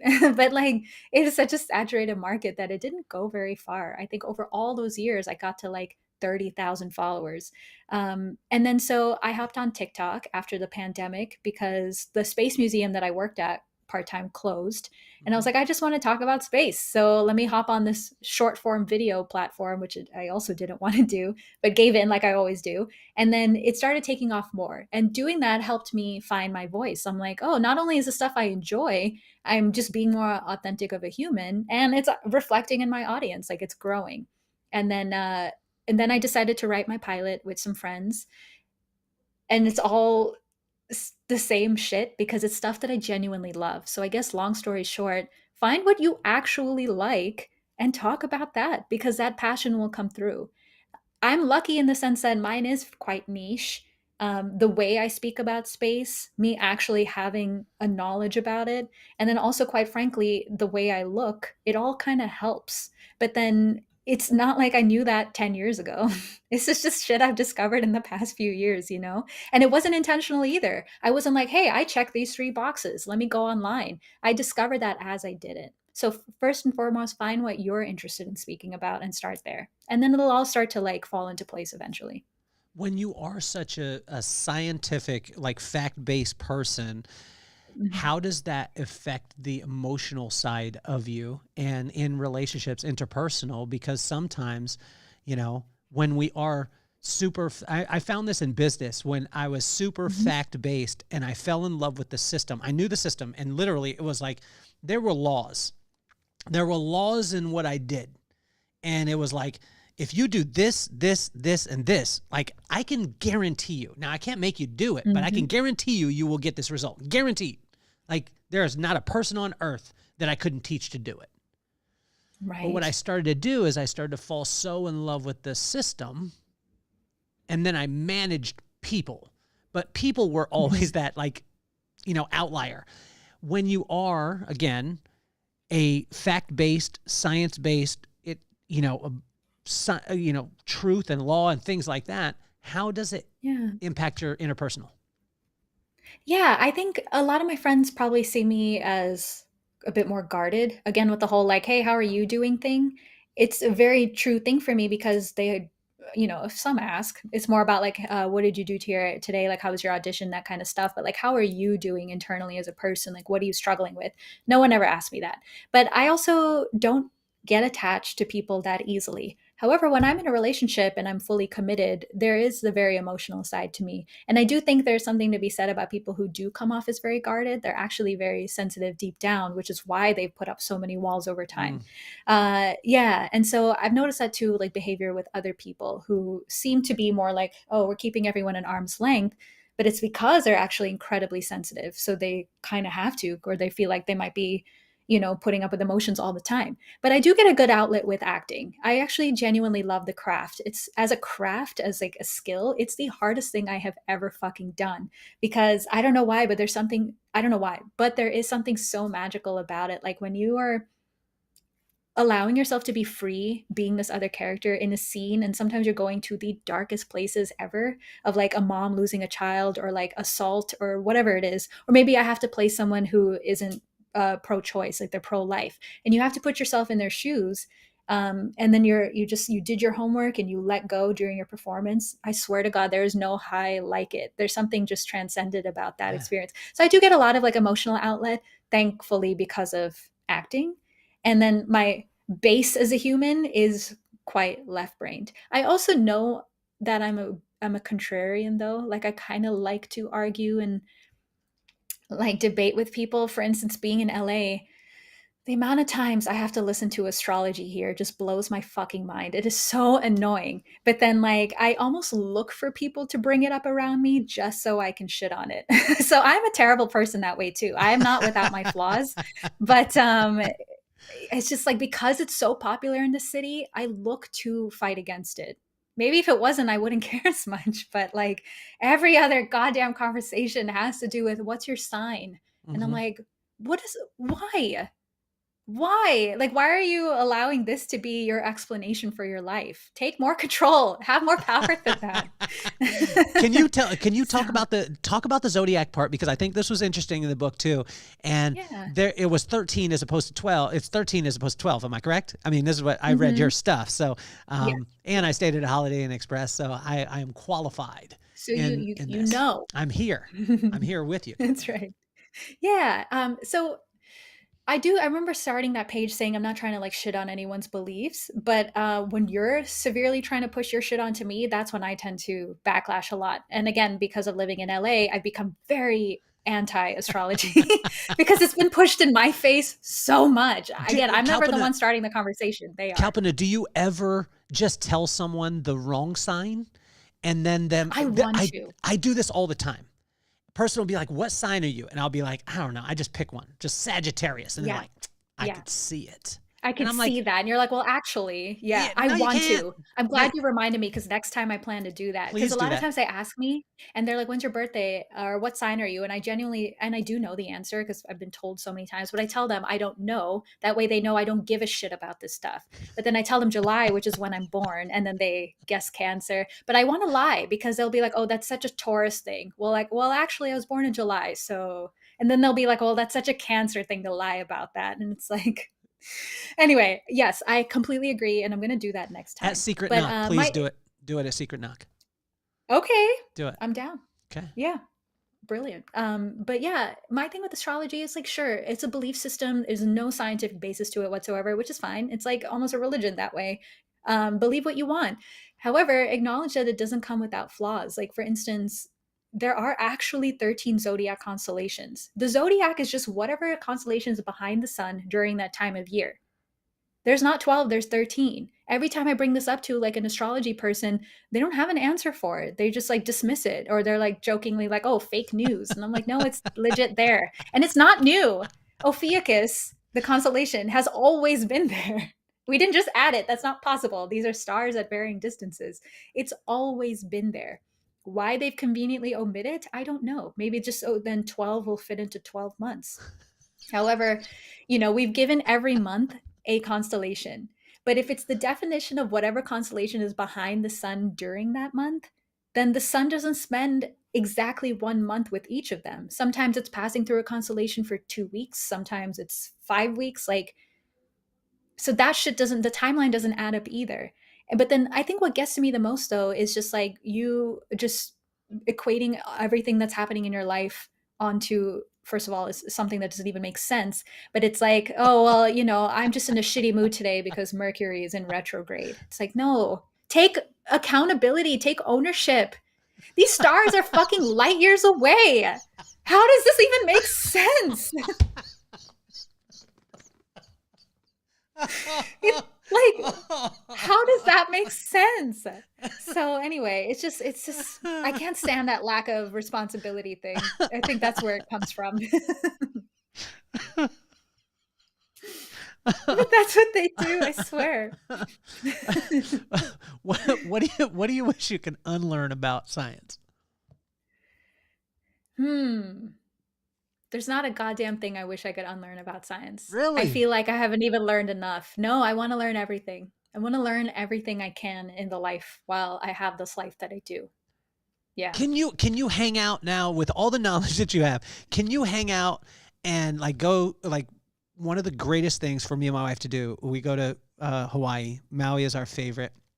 Our daughter's named after McKenna Beach there in That's so Maui. cool. Well, we named her that because we wanted an excuse to go back somewhere, and we didn't want to name her Iowa because then we would have had to go back there. You know what I mean? I'm joking to all my fans in Iowa. I love you.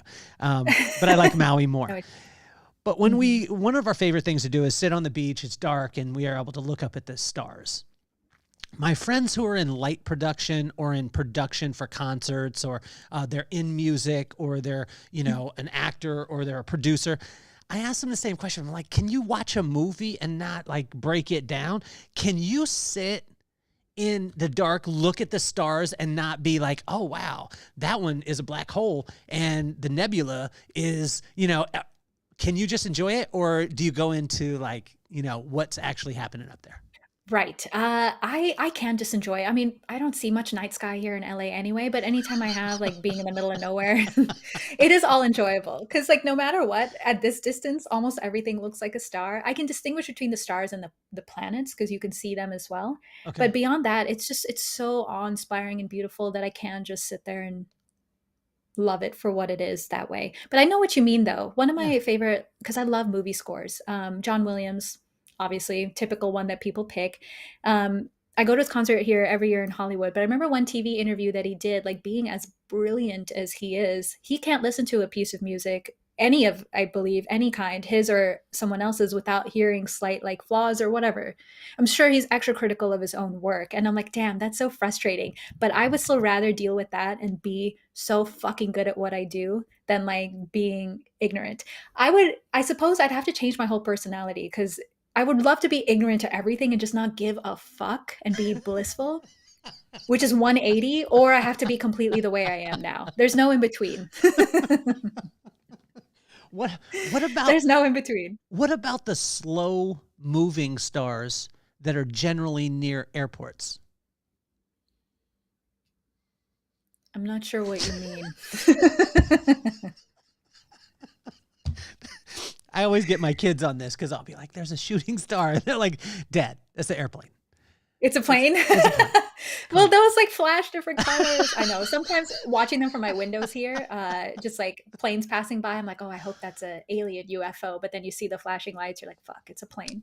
Damn it. Well, I don't want to kill my hope. I still want to have the hope in it.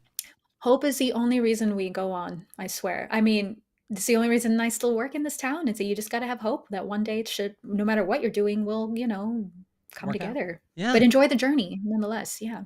What would you like to say to Mama and Papa Potts that you generally don't get a chance to say? I suppose, thank you for this life and the way you've raised us to value education, pushing us to maybe a bit too much at times, but like it's made me so incredibly ambitious. Yeah. So I suppose thank you for giving us the home that you did, and instilling in the value of education in our lives. When a woman is in Hollywood as an actress, things like that, I was talking to my friend the other day. He's a retired Navy SEAL. And I asked him, I said, what shouldn't a person ask you? And he told me a couple of things that a lot of people do. And he's like, you shouldn't. Being an actress in Hollywood, having the social media presence, which is unbelievable that you do, having the following that you do, what is the thing that people shouldn't ask, Kalpana? I suppose we'll start with age. I Just to feel circle targeted. it all back around. I feel targeted right now. I feel targeted. Exactly. It's all, that improv training shit that I did. You got to just bring it back. I hated improv, by the way. But yeah, I don't know. Beyond that, I think there's something to be said about like when you introduce yourself, let's say as an actor or whatever, and then people snarkily ask like, oh, so what have you been in?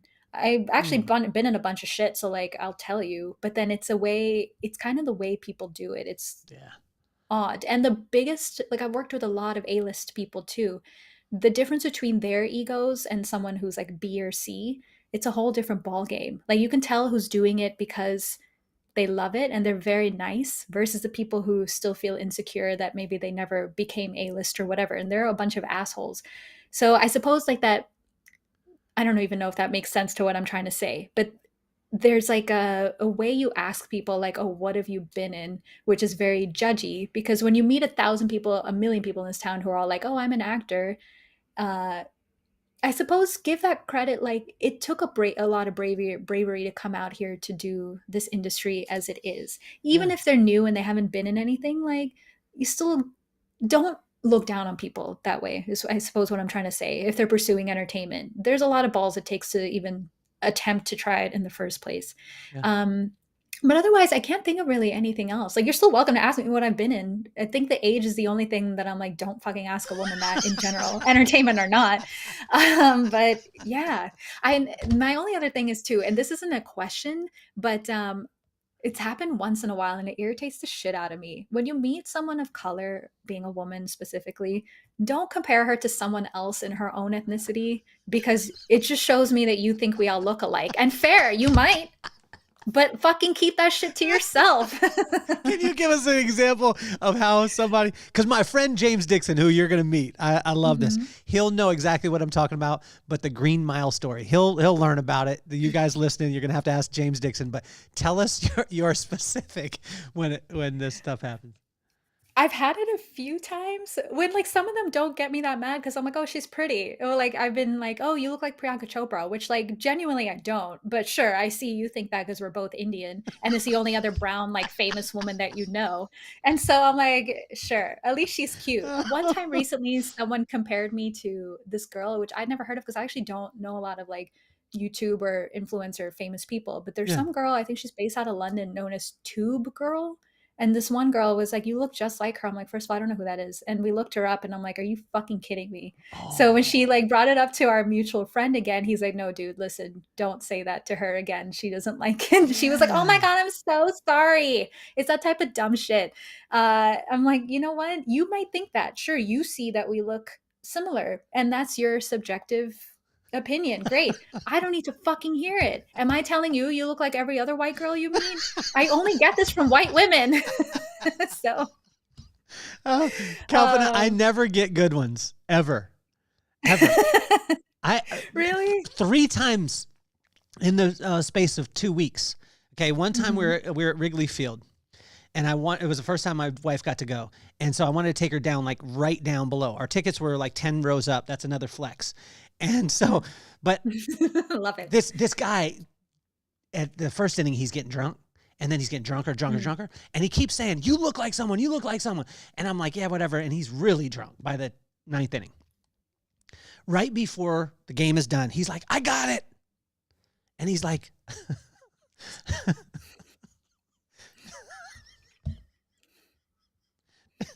Dog the Bounty Hunter. And I was like, what? Oh no. Like there's not a worse one that you can get. And my wife hears it and is like, oh my gosh, he called you dog. And I'm like, shut up. And I just, I want to punch a dude. But then we get done. And this is 5 minutes later. We go to walk down the aisle to the field, like, a couple rows down, whatever. We're walking and this woman comes towards me. And she's looking at me like she knows me. But the industry that I was in the professional beauty industry for 30 years. So it's a small industry and I got to do a lot of work in it. So there was times where I would know a lot of people. And this woman's walking up and I'm like, either she's a hairdresser or she understands how much game I got. That's what I was thinking in my head. I didn't say that to my wife, but that's what I was thinking. Right. And she comes up and then she gets close and she has her camera out and I'm like, oh, she must be a hairdresser. And she drops it and she's like, oh, I thought you were Dog the Bounty Hunter. And I was like, Jesus. And then we were on a trip and we went through security in the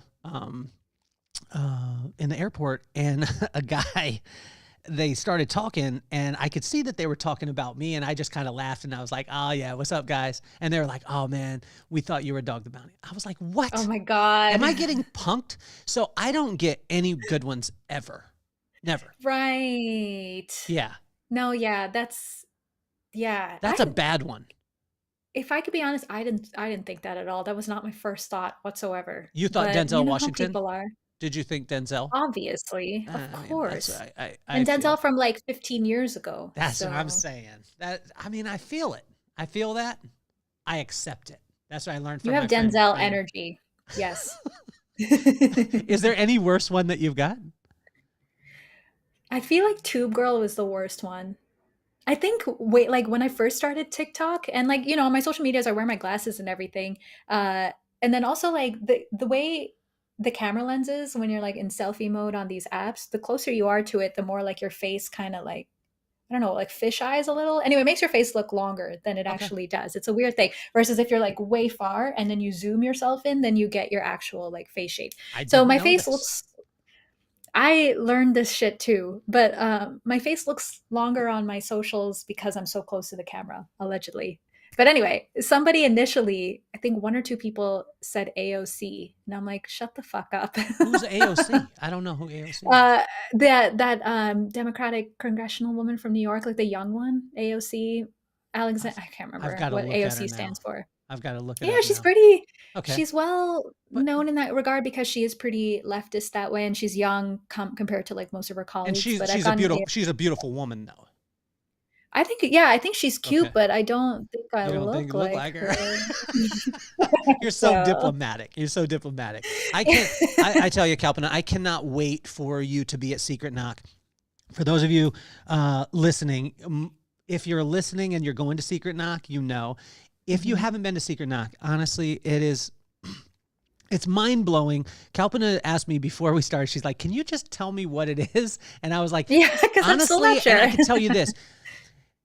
Secret Knock can't be explained before you go. When you go, you'll get frustrated trying to tell all your friends what it was because it is such a cool environment. But it's a thing that you have to be present with. And it's one of the coolest communities, and it's the only way that you could get there is by being invited. And once you're invited, then you have to buy a ticket if there's a ticket available, and there's not a ticket available. So, it's just interesting. It's awesome. It is so much fun. We have such a good time, and Kalpana, you're going to be there. And guess who gets to interview Kalpana? Is it you? Yes. Yay! Yes.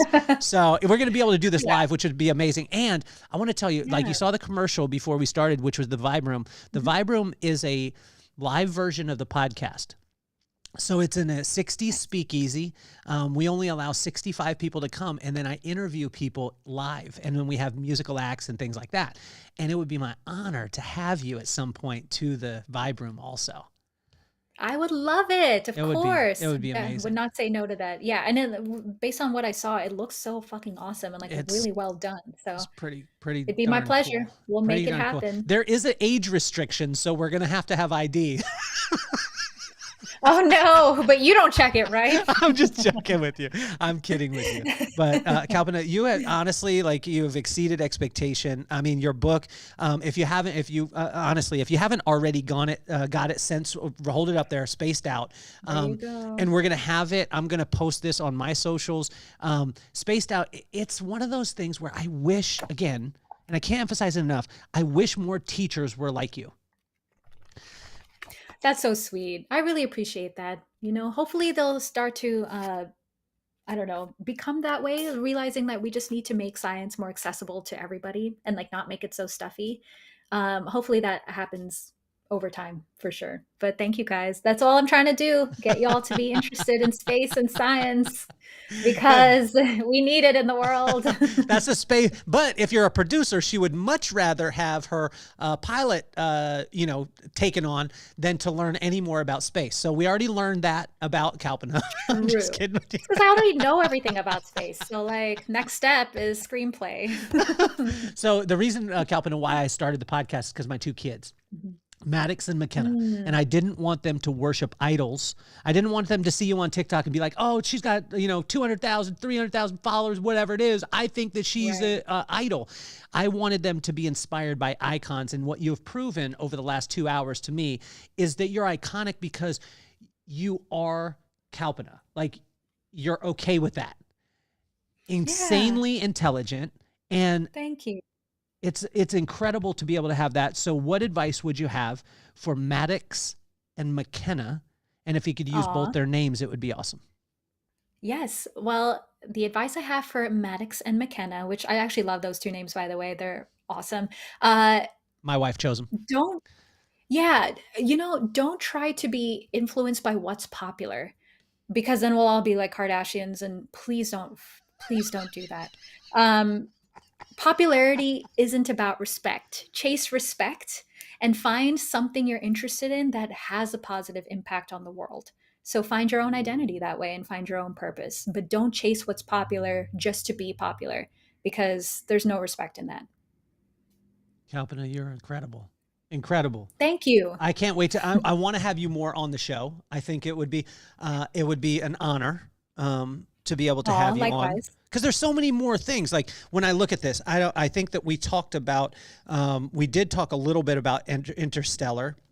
We didn't go into the relativity. We didn't go into the four forces, the atom bomb. We didn't go into all those. There's so many different aspects. So many things. Yeah. And I am excited for this. And I'm excited to see your career as you go, because not to say that it's already not, it's incredible. I mean, it's wild. I have so much respect for you being in that industry and what it is that you're doing and for you doing it for the right reasons and keeping the integrity. So thank you. Yes, integrity. Oh my gosh. No, thank you. It was honestly my honor to be here too. And I love talking about this stuff. So I'm always happy to come back and, spread the word. So thank you so much for having me. And it's such a pleasure. And you ask great questions and taken true interest. So it's truly my pleasure as well. Thank you. Thank you. Anyone out there listening and watching, we want to thank you. Spaced Out, we'll have the link. You need to check it out.